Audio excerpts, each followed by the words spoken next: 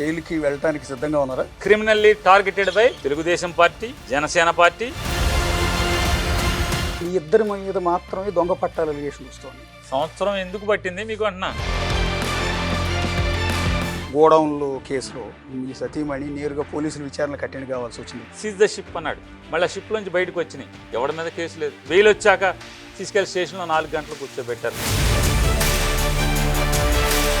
అమరావతి వేశ్యల రాజధాని అన్న కామెంట్ దాన్ని యాక్సెప్ట్ చేస్తారా? వేశ్యల రాజధాని అన్నమాట తప్పు కదా నేను అది. పార్టీలో నంబర్ 2గా చెప్పే సజ్జల రామకృష్ణారెడ్డి గారు మొన్న మీడియా ముందుకు వచ్చేమంటున్నారు, శంకర్ తెగోళ్ళు కాబట్టి ఇట్లా చెప్పులతో కొడతారని ఆడవాళ్ళని అంటాం అనేది ఈ సమాజానికి మంచిదా అని అడుగుతున్నాను. వైఎస్ఆర్ కాంగ్రెస్ పార్టీ స్టాండ్ అమరావతి రాజధాని. జగన్మోహన్ రెడ్డి గారు విచక్షణ కలిగినోడే కానీ విచక్షణ లేనటువంటి రాజకీయ నాయకుడు ఏం కాదు. భువనేశ్వర్ గారిని ఉద్దేశించి ఇష్టం వచ్చినట్టు వల్లభనేని వంశీ గారు అలా మాట్లాడటం, నన్ను క్షమించి అక్క అని చెప్పి మాట్లాడాడు. అది ఎవరికి అక్కర్లేదు. వచ్చే ఎన్నికలకి మళ్ళీ సేమ్ టీం కలిసి ఎన్నికలకు వెళ్ళే అవకాశం ఉంది అనుకుంటున్నారా? పవన్ కళ్యాణ్ చంద్రబాబు నాయుడు గారు కలిసే ఉంటాడు. మాజీ మంత్రి పేర్ని నాని గారు ప్రస్తుతం మనకి అందుబాటులో ఉన్నారు. నాని గారు బేసిక్గా జైలుకి వెళ్ళటానికి సిద్ధంగా ఉన్నారా? దేన్నైనా ఫేస్ చేయడానికి సిద్ధంగా ఉన్నాను. జైలు అయినా, కేసు అయినా, లేదా నా మీద చిమ్మేటువంటి విషయాన్ని ఎదుర్కోవడానికైనా దేనికైనా సిద్ధంగా ఉన్నాను. అంటే ఇవాళ మీరు ప్రెస్ మీట్లో మాట్లాడింది విన్న తర్వాత నేను ఈ ప్రశ్న అడుగుతూ ఉన్నాను. ఏంటి అసలు ఈ ఇళ్ల పట్టాల గోళ, నకిలీ ఇళ్ల పట్టాలు గుర్తించాల్సిన అవసరం, ముద్రించాల్సిన అవసరం, పంచిపెట్టాల్సిన అవసరం ఏంటంటే యాజ్ ఎ జర్నలిస్ట్గా నాకు అర్థం కాదు అసలు ఆ లాజిక్ ఏంటనేది. వాళ్ళ అమాయకత్వానికి నమ్ముకోవాలా, లేదా ఏదో ఒక రకంగా ఒక తప్పుడు కేసు పెట్టి నా నోరు మూయించాలా, లేదా కక్ష సాధింపు. ఒక మర్డర్ కేసులో నేను వైసీపీ గవర్నమెంట్లో మోకా భాస్కరరావు గారి మర్డర్ కేసులో నన్ను ముద్దాయిగా వచ్చాను కాబట్టి, లేకపోతే ఆ కక్ష తీర్చుకోవాలా. నేను అప్పుడు అంటే మర్డర్లో మాజీ మంత్రి చేసినంత మాత్రం మర్డర్లో పాత్ర పోలీసులకు ఉంటే ఎందుకు వెళ్తారు? వదలరు కదా. దానికి మించి చెప్తే దానికి అంటే నీకెలా అంటే ఆయన ఇప్పటికి ఈ సంవత్సర కాలంగా బోళన్ సార్లు మాట్లాడాడు లౌడ్గా. పేరుని నన్ను లోపలేస్తా, పేరుని నన్ను అరెస్ట్ చేస్తా, రేపు ఎల్లుండి మొత్తం ఇంట్లో ఊసలు లెక్కెట్టిస్తాయి అని మాట్లాడారు. నిన్నగాక మొన్న బీచ్ ఫెస్టివల్ మీటింగ్ జరిగితే అక్కడ కూడా ఆయన తరపు ఉన్నటువంటి ఒక గెస్ట్ వహించాడు. మాజీ ఎమ్మెల్సీ గారా మరి అది కూడా చేశాడు లేదు, ఆర్టీసీ చైర్మన్ చేసినట్టు వరలరామయ్య వాళ్ళ అబ్బాయి ఎమ్మెల్యే. ఆయన వచ్చి మాట్లాడతాడు నా మీటింగ్లో, తొందరలోనే మీరు కొల్లు రవీంద్ర కళ్ళలో ఆనందం చూస్తారు, ఒకటి జరగబోతుంది అని మాట్లాడతాడు. ఇది అంటే బందర్లో ఏదైనా డెవలప్మెంట్ చేసో ఈ రాష్ట్రానికి ఏమైనా అభివృద్ధి జరిగితే కళ్ళలో ఆనందం కనపడటం వేరు. లేదా బాగా సారా అమ్మాం, మా ప్రభుత్వం వచ్చాక ఎక్కువ బ్రాందీ షాపులు ఇచ్చాం, నేను ఎక్సైజ్ మంత్రిని, నా మంత్రిత్వ శాఖలో జగన్మోహన్ రెడ్డి గారి కంటే కూడా నేను ఎక్కువ బ్రాందీ షాపులు ఇరవగలిగాను, ఎక్కువ బ్రాందీ షాపులు తెరవగలిగాను, ఎక్కువ బార్లు పెంచగలిగాను, ఎక్కువ సీసాలు అమ్మించగలిగాను, లేదా నాణ్యమైన మందు బాగా జనాలకు తాగించగలిగాను, 99 రూపాయలకే బ్రాందీ అమ్మించగలిగాను అనే దాంట్లో ఆయన ఆనందం పొందట్లేదండి. నన్ను అరెస్ట్ చేస్తే ఆనందం పొందుతాడు, ఆయన కళ్ళలో ఆనందం కనపడద్దని వాళ్ళ ఎమ్మెల్యే తండ్రి చెప్తున్నాడు. ఆయనతో రోజు తిరిగేటువంటి వాళ్ళ పార్ట్నర్, ఇసుకలో పార్ట్నర్ అయిన ఆ తోటి శాసనసభ్యుడి తండ్రి చెప్తున్నాడు. అంటే అరెస్ట్ అనేది వాళ్ళ లక్ష్యంగా కనపడుతుంది. ఒకవేళ మీ లక్ష్యం అరెస్ట్ అయితే న్యాయస్థానాలు ఉన్నాయి, మా పార్టీ ఉంది, పోరాటం చేస్తాం, న్యాయస్థానాలని ఆశ్రయిస్తాం, ఖచ్చితంగా న్యాయం పొందుతాం అనేది మా ఆత్మవిశ్వాసం.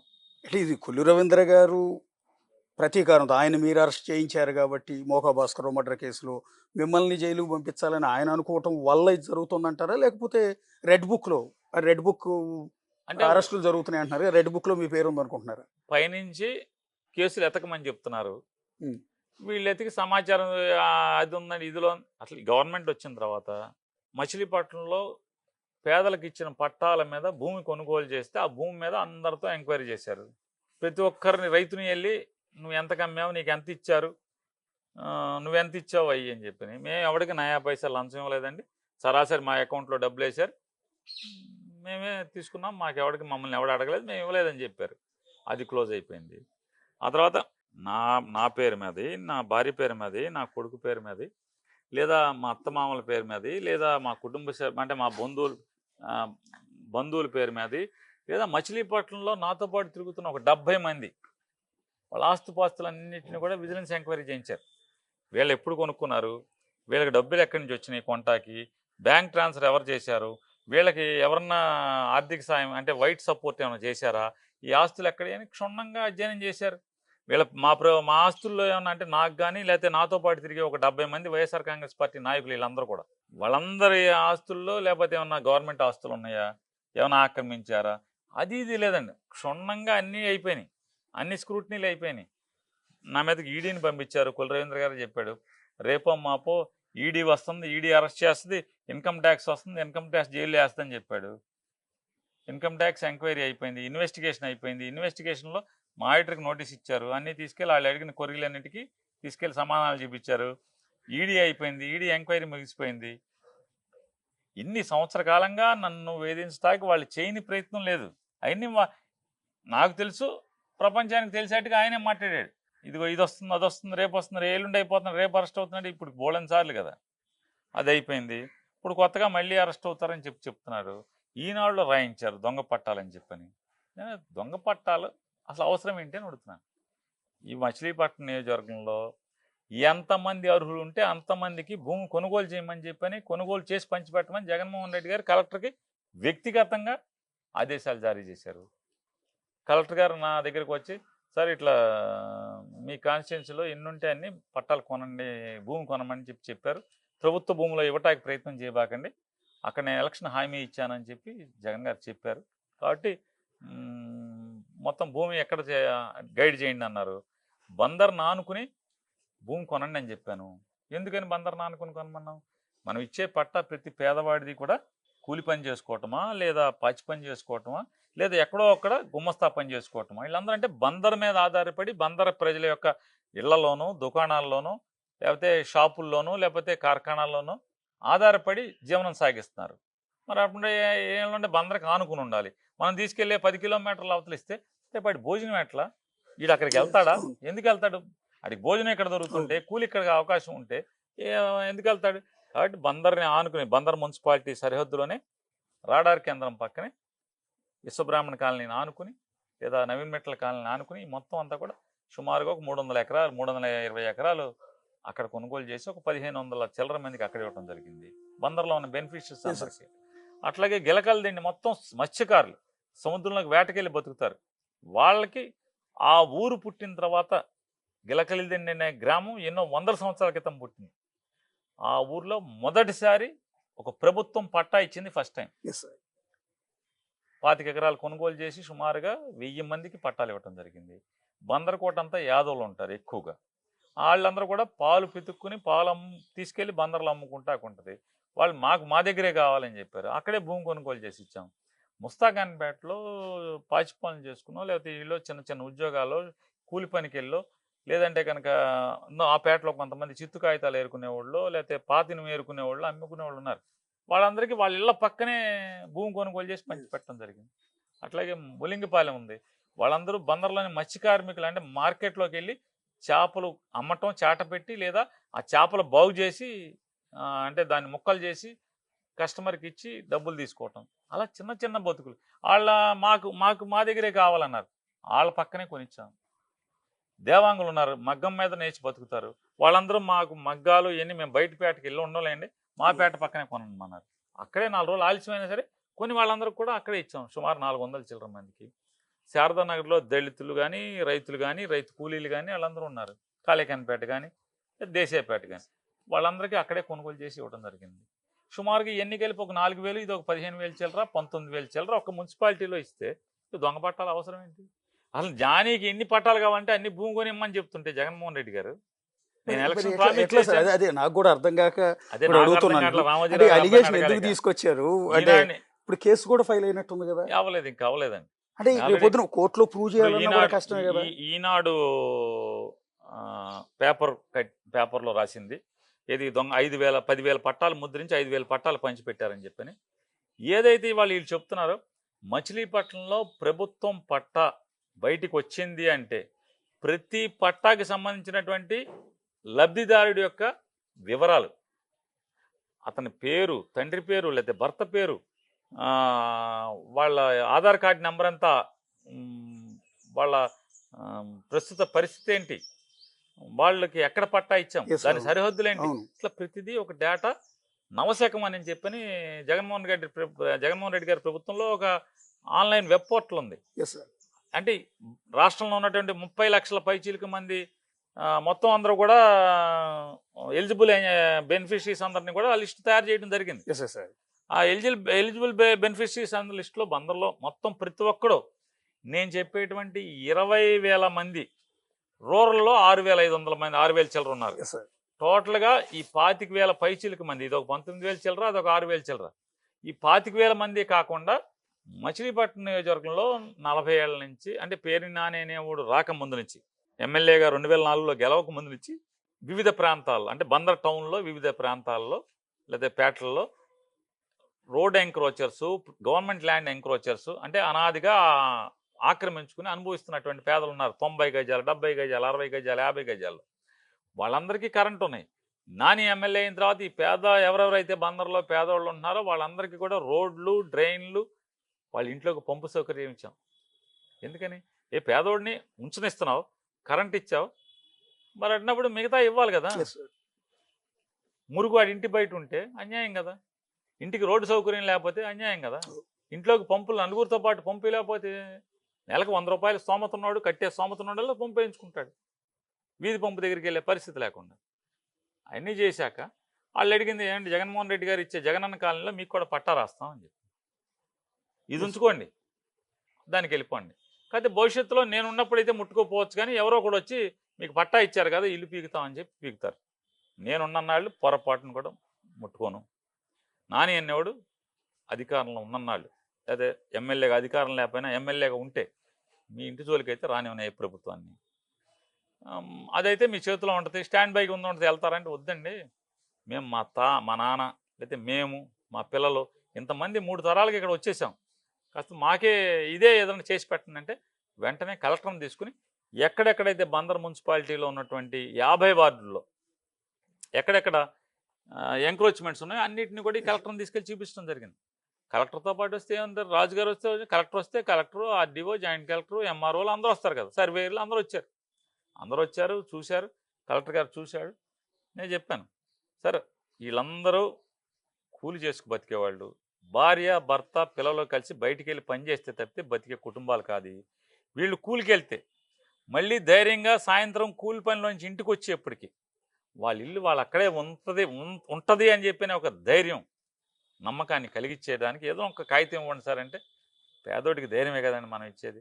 ఇంత చదువులు చదువుకుని ఉద్యోగాలు చేసి ఐఏఎస్లు పాస్ అయ్యి ఆ మాత్రం కూడా చేయబట్టే ఏదో చేద్దాం అని చెప్పి వాళ్ళందరికీ ఇన్స్ట్రక్షన్స్ ఇచ్చాడు. ముందు సర్వే చేయండి, కొలతలు కొలవండి, సర్వే డిపార్ట్మెంట్ సర్వే చేసేయమని చెప్పాడు. ఎవరెవరు ఎంత ఎక్స్టెంట్లో ఉన్నారు వాళ్ళ సరిహద్దులేంటి, అట్లాగే ఎలిజిబిలిటీని సర్వే చేయమని ఎంఆర్ఓలకి, ఆర్డీఓలకి చెప్పాడు. వాళ్ళు పక్క అది తయారు చేశారు. వీళ్ళందరికీ ఒక ఐడెంటిఫికేషన్ ఇచ్చారు, రెగ్యులరైజేషన్ ఆఫ్ అనాథరైజ్డ్ ఎంక్రోచర్స్ అని చెప్పాను, RUE అనే ఒక ఇచ్చి 3 అక్షరాలు వాళ్ళకి ఒక సీరియల్ నెంబర్ ఇచ్చారు. వీళ్ళందరూ అప్లికేషన్స్ని PRO నుంచి సచివాలయానికి, సచివాలయం నుంచి మున్సిపల్ కమిషనర్కి, మున్సిపల్ కమిషన్ నుంచి MRO, RDO, జాయింట్ కలెక్టర్కి వెళ్ళి CCLకి వెళ్ళినాయి, CCL నుంచి ప్రింటింగ్కి వెళ్ళినాయి, ప్రింట్ అయ్యి వచ్చినాయి. అంటే మీరు ఓట్ల కోసం జనాన్ని మోసం చేసి నకిలీ పట్టాలు మీరు బయట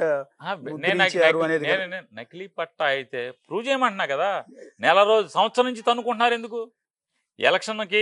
ఎలక్షన్ ముందే నేను నకిలీ పట్టాలు పడుతున్నాను, ఈనాడు, జ్యోతి, కుల రవీంద్ర అల్లరి చేశారు. సంవత్సరం అయింది కదా, సంవత్సరం ఎందుకు పట్టింది మీకు అంటున్నా. అంటే ఒకవేళ ఇన్ కేసు నకిలీ పట్టాలు ముద్రించి ఇచ్చారు అనుకుందాం, ఏ ఓటర్ కూడా నా స్థలం ఎక్కడా అని అడుగుతాడు, అడగాలి కదా. అలాట్ చేసిన వెంటనే వెళ్ళి అక్కడికి వెళ్ళి కూర్చుని ఇది నాదని చెప్పి ఒక చిన్న కర్రన్న బాతి వస్తాడు. రెండోది ఏంటంటే, నే పంచిన ప్రతి పట్ట నేను తప్పితే ఎవరో పంచలా. నాతో పాటు మున్సిపల్ కమిషనరు, MRO, RDO, కొన్ని సభల్లో RDO ఉన్నాడు, కొన్ని సభల్లో RDO లేడు. బందర్లో ఉన్న ప్రతి ఒక్కరిని, దాదాపుగా పట్టా పొందిన ప్రతి ఒక్కరిని, అది ఇదవని, ఎంక్రోచ్మెంట్ అవని, అది అవని పిలిచి నేనే పంచిపెట్టాను. ప్రింట్ అయ్యి వచ్చిన ప్రతి పట్ట నేనే పంచిపెట్టాను. నాతో MRO ఉన్నాడు, అందరూ ఉన్నారు. బందర్లో ఉన్న ఈ 20,000 పైచీలకు, అంటే 19,000 చిల్లర, అదొక 800 చిల్లర, 819. ఇవన్నీ కలిసి పెద్ద పెద్ద కాలేజ్ గ్రౌండ్లో, ఆఖరి పోలీస్ గ్రౌండ్లో కూడా పంచిపెట్టాం. పోలీస్ గ్రౌండ్లో లబ్ధిదారులను పిలిచి వాళ్ళకి ప్లాస్టిక్ కుర్చీలు వేసి డయాస్ వేసి, ఎందుకంటే మినిస్టర్గా ఉన్నాను నేను. మరి ఆ ప్రోగ్రాంకి అందరూ అధికారులు అందరూ వస్తారు కదా, వచ్చారు, అక్కడే పంచిపెట్టాం. ఆ ఏరియా పోలీస్ గ్రౌండ్ చుట్టూ ఉన్నటువంటి వార్డులన్నిటికీ అక్కడ పంచాం. హిందూ కాలేజ్ చుట్టూ ఉన్న వార్డులకి హిందూ కాలేజీలో పంచాం. జైన్ స్కూల్ అని ఒకటి ఉంది, అక్కడ గ్రౌండ్లో, ప్లే గ్రౌండ్లో ఆ ఏరియా పంచాం. అట్లా ఎక్కడెక్కడ పెద్ద పెద్ద ఖాళీ గ్రౌండ్లో ఉంటాయో ఆ సరౌండింగ్స్లో ఉన్న 4-5 వార్డులని ప్రజలను అక్కడ తీసుకొచ్చి లబ్ధిదారులు ఇచ్చాం. రానోళ్ళు ఉంటే వాలంటీర్లకి ఇచ్చి ఇంటికి పంపించాం. ఇది ఎప్పుడు జరిగింది? 2021 ఏప్రిల్లోనే ఇప్పుడు జరిగింది. 2021 ఏప్రిల్లో జరిగితే, కానీ జగన్మోహన్ రెడ్డి గారు ఏం చేశారంటే పంచిపెట్టిన పట్టాలన్నింటికి కూడా 10 సంవత్సరాలు నిండిన తర్వాత ఇది మీ సొంత ఆస్తి అవుతుంది అని చెప్పి ఒక జీవో తీసుకొచ్చాడు. అమ్ముకోవచ్చు అని దానికి రిజిస్ట్రేషన్ చేయమన్నారు. అది ఎలక్షన్ కోడ్ వచ్చే 6 నెలల ముందు మొదలు పెట్టారు. దానికి వీళ్ళందరూ కూడా పట్టాలు పోగేసుకొచ్చి పబ్లిక్ దగ్గర, అప్పటికి వీళ్ళందరికీ కూడా జియో ట్యాగింగ్ అయిపోయింది. జియో ట్యాగింగ్ అంటే ఏంటి? ప్రతి లబ్ధిదారుని ఆ పట్టాలోకి తీసుకెళ్లి ఆ పట్టా దగ్గర పట్టా నుంచోబెట్టి GPS కోఆర్డినేట్స్ తో ఫోటో తీసి అప్లోడ్ చేయాలి. ఫోటో తీస్తే ఆటోమేటిక్ అప్లోడ్ అవుద్ది. అలా జియో ట్యాగింగ్ చేసినటువంటి వాళ్ళందరికీ రిజిస్ట్రేషన్ చేయాలి. వీళ్ళందరూ కూడా జియో ట్యాగింగ్ అయిపోయింది. పట్టా ఇవ్వటం, జియో ట్యాగింగ్ ఇవ్వటం, వాళ్ళకి స్థలం చూపించి జియో ట్యాగింగ్ చేయటం అయిపోయింది. నెక్స్ట్ రిజిస్ట్రేషన్ చేయాలి. రిజిస్ట్రేషన్కి ఎలక్షన్ అడావిడిగా ఎలక్షన్ ముందు ఎంఆర్ఓ ఆఫీస్ వాళ్ళు వీళ్ళు అందరూ కలిసి చేసుకున్నారు. దానికి నాకేం సంబంధం లేదు. ప్రభుత్వం ఆదేశించింది, జిల్లా యంత్రాంగం మొత్తం చేసుకున్నారు. దానికి ఆఫీసులో ఈ పట్టాలన్నీ, ఎందుకంటే వీళ్ళు తీసుకెళ్ళి దాన్ని రిజిస్ట్రేషన్ చేయాలి కదా, ఏదో చేసేస్తున్నారని చెప్పని. ఇప్పుడు కొలరేందర్ దగ్గర శివరామకృష్ణ ఒక పిఏ ఉన్నాడు, అది పచ్చి అవినీతి పరుడు. ఆయన్ని బోళని సార్లు ఆర్డీఓలకి, కలెక్టర్కి చెప్పాను, ఈ ఆఫీసులో డైరెక్ట్గా లంచాలు అడుగుతున్నాడు, ఈయన ట్రాన్స్ఫర్ చేయంటే, లేదు సార్ కొద్దిగా మాకు బాగా హ్యాండీగా ఉంటాడండి, బాగా ఇలా చెలరెత్తాడు కదా. నాకేం చెప్పేవాళ్ళు కాదు సార్, ఆయన్ని తీసేస్తే మాకు ఆఫీస్ నడవదు, ఆగిపోద్ది అని చెప్పి ఆయన ఉంచుకుని ఆడేమో ఇక్కడి నుంచి తప్పుడు సమాచారం ఇవ్వటం, కూలరన్ దగ్గర చిల్లర తీసుకుని తప్పుడు సమాచారం ఇవ్వటం. అంటే ఏదో రకంగా విషం చిమ్మి బురద చిమ్మి అల్లరి చేయాలని. అక్కడ ఉన్నాయేమో రిజిస్ట్రేషన్కి వెళ్ళినటువంటి పట్టాలు నేను ఏప్రిల్లో పంచిపెట్టాను. మొత్తం ఈ 26,000 పట్టాలు ఏప్రిల్లో పంచిపెట్టాను. ఎంక్రోచ్మెంట్స్ కూడా ప్రింట్ అయ్యి వచ్చిన ప్రతిదీ కూడా ఎంఆర్ఓ ఆ కమిషనర్ సమక్షంలోనే పంచిపెట్టాను. అన్నిటికీ ఫోటోలు ఉన్నాయి. శ్మశానంలో పంచారట. శ్మశానం కలెక్టర్ అప్రూవల్ ఇచ్చాడు, కౌన్సిల్ తీర్మానం చేసింది. 2000 సంవత్సరంలో 2001 సంవత్సరంలో శ్మశానంలో పాకలేశారు. ఏ ఇంచినోడు ఎవడో బతికే ఉన్నాడు. వాళ్ళ పేదలను రెచ్చగొట్టి వాళ్ళకి ఆశ చూపించి ఇల్లు లేకపోతే ఏముంటుంది. అప్పుడు ఎవడు ఏ ప్రభుత్వాలు ఇల్లు ఇచ్చేవి కాదు కదా. రెచ్చగొట్టినోడు ఆడు బాగానే ఉన్నాడు, ఆడు వేశారు. తర్వాత వాళ్ళు కోర్టుకు వేశారు. కోర్టుకు వేస్తే బచ్చుల అర్జున్ మున్సిపల్ చైర్మన్ ఆ ఇల్లు తొలగించడానికి చాలా ప్రయత్నం చేశారు. వాళ్ళందరూ పెట్రోల్ పోసుకుని అంటించుకోకపోతే అప్పుడు ఆగింది. కోర్టు 2011లో ఆ శ్మశానంలో వేసిన పాకలన్నీ సమూలంగా నేలమట్టం చేయమని తీర్పిచ్చింది. వెంటనే నా దగ్గరికి వచ్చారు. నేను అట్లాంటి తప్పుడు పని చేయలేరా బాబు, నేను వేయించను, కానీ వేయించని మాత్రం తీయించను అని చెప్పి బుద్ధప్రకాష్ జ్యోతి అని, ఉషాకుమారి అని కలెక్టర్, జాయింట్ కలెక్టర్ ఇద్దరు ఉండేవాళ్ళు అప్పట్లో. వాళ్ళని తీసుకొచ్చి ఆ ఇళ్ళని చూపించాను. ప్రతి ఇల్లు తిప్పాను, పట్టా ఇస్తాన్నారు. నేను వైసీపీకి వెళ్ళిపోయాను, దాన్ని ఆపేశారు. 14లో కొలరేంద్ర గారు అదే లొకాలిటీకి ఇంటింటికి తిరిగి నేను మీకు పట్టా ఇస్తాను, నాకు ఓటేయండి అన్నాడు. ఓటేశారు. 5 ఏళ్ళు పట్టా ఇవ్వలేదు. 19లో నేను అయ్యాను. నేను కలెక్టర్తో మళ్ళీ కలెక్టర్ని తీసుకెళ్ళి చూపించాను. ఎస్ ఇద్దామండి అన్నారు. కౌన్సిల్ తీర్మానం చేయమన్నారు. కౌన్సిల్ తీర్మానం చేశాం. ఈ శ్మశానంలో ఇంత పోర్షన్ వరకు ల్యాండ్ కన్వర్షన్ చేయండి, చేంజ్ ఆఫ్ ల్యాండ్ యూజ్ చేసి కన్వర్షన్ చేసి కలెక్టర్ అప్రూవల్ ఇమ్మన్నాం. త్రూ ఎంఆర్ఓ, మున్సిపాలిటీ తీర్మానం అయ్యాక త్రూ ఎంఆర్ఓ కలెక్టర్కి వెళ్ళింది. కలెక్టర్ అప్రూవల్ ఇచ్చారు. పట్టాలు తయారైన ఎంఆర్ఓ సమక్షంలో తెల్లవారుజామున, అంటే వాళ్ళు కూలికి వెళ్తారు కాబట్టి 5:30కి వెళ్ళి నేను పనిచేశాక వాళ్ళు కూలికి వెళ్ళిపోతారు. ఆ రోజు భోజనం పోకూడదని పట్టాలు పంచొచ్చాం. ఈనాడు కవరేజ్ చేసింది, ఈనాడు రాసింది ఇంతమందికి 300 చిల్లర మందికి పట్టాలు పంచిపెట్టాడు, తెల్లవారుజామున వచ్చింది చెప్పని. వాళ్ళ పేపర్లో వాళ్ళే రాస్తారు. అప్పుడు 2022 అప్పుడు 21-22లో. ఇవాళేమో దొంగ పట్టాలు అంటారు. ఏది దొంగ పట్ట? ఏ దొంగ పట్ట? దొంగ పట్ట అనేది రాష్ట్రంలో మీ పార్టీ తరఫున 151 మంది గెలిచారండి ఉమ్, ఎమ్మెల్యేలు. ఉమ్, సరే వంశీ గారు ఉమ్, టీడీపీలో గెలిచి మీ దారికి వచ్చాడు 152. ఉమ్, సో ఈ ఇద్దరి మీద మాత్రమే 152వ వ్యక్తిగా చెప్తున్న ఉమ్, వల్లభనేని వంశీ అండ్ పేరు నాని ఈ ఉమ్. 2 కాన్స్టిట్యున్సీలో మీ ఇద్దరి మీద మాత్రమే దొంగ పట్టాల అలిగేషన్ వస్తుంది. నేను అదే చెప్తున్నా కదండి, ఎలిగేషన్ వేరు, ఉమ్. డిపార్ట్మెంట్ నుంచి చెప్పమని అంటున్నానండి. ఎంఆర్ఓని పిలిచి సీసీఎల్ఎల్లో రాయించుకున్నారు అతను బెదిరించి, అతన్ని సంతకం పెట్టాడని నాకు తెలిసింది. సీసీఎల్ ఆఫీసులో చెప్పారు, మీ వాడు వచ్చి సంతకం పెట్టి వెళ్ళాడు, నాకేం సంబంధం లేదు, నేను సంతకాలు పెట్టలేదు, ఆ పట్టాలు పంచినప్పుడు నేను లేను, కరోనాలో హాస్పిటల్లో ఉన్నానని. నేను అందుకే వాళ్ళ మీటింగ్లో మొత్తం వీడియోలు, ఫోటోలు, Yes, sir. ఈనాడు పేపర్లో వచ్చినాయి, వీడియో కవరేజ్లు అన్నీ చూపించాక నా పక్కన ఎవడున్నాడు పట్టాలు పంచేప్పుడు? ఎంతమంది, అంటే వేల 5 మంది ఏళ్ల సాక్ష్యం పాటు ఉన్నారు కదా. ఒక ఎంఆర్ఓ సునీల్ గురించి మీరు ప్రస్తావించారు ప్రెస్ అవును. మీట్ లో. ఉమ్, ఇందాక ఎక్కడ చూశాను ఉమ్. 5 ఏళ్ల పాటు ఒకే ఎంఆర్ఓ ఉన్నాడు ఇక్కడ కంటిన్యూ అయ్యాడా? ఉన్నాడుగా. ఎలక్షన్ ముందు వచ్చాడు, ఆ. కొల్లు రవీంద్ర మినిస్టర్గా ఉండగా వచ్చాడు, అయ్యాక ఉన్నాడు. మొన్న ఎలక్షన్ అట్లాగే అయ్యే వరకు ఉన్నాడా? ఉన్నాడుగా. ఎలక్షన్కి ముందు కోడ్ వచ్చే ముందు ఎంఆర్ఓని బేసిక్ గా కోడ్ వచ్చే ముందు. రెండేళ్లకి అట్లా మార్చేస్తారు కదా. నాకు తెలియదు, మీరు అడగాలి వ్యవస్థని. అటైతే కొల్లు రవీంద్ర ఉన్నప్పుడు కూడా నారదముని అని ఒకతనే ఉన్నాడుగా 4.5 ఏళ్ళు. నారదముని అని చెప్పని అతనికి ప్రమోషన్ వచ్చే వరకు ఇక్కడే ఉన్నాడు కదా తహసీల్దార్గా.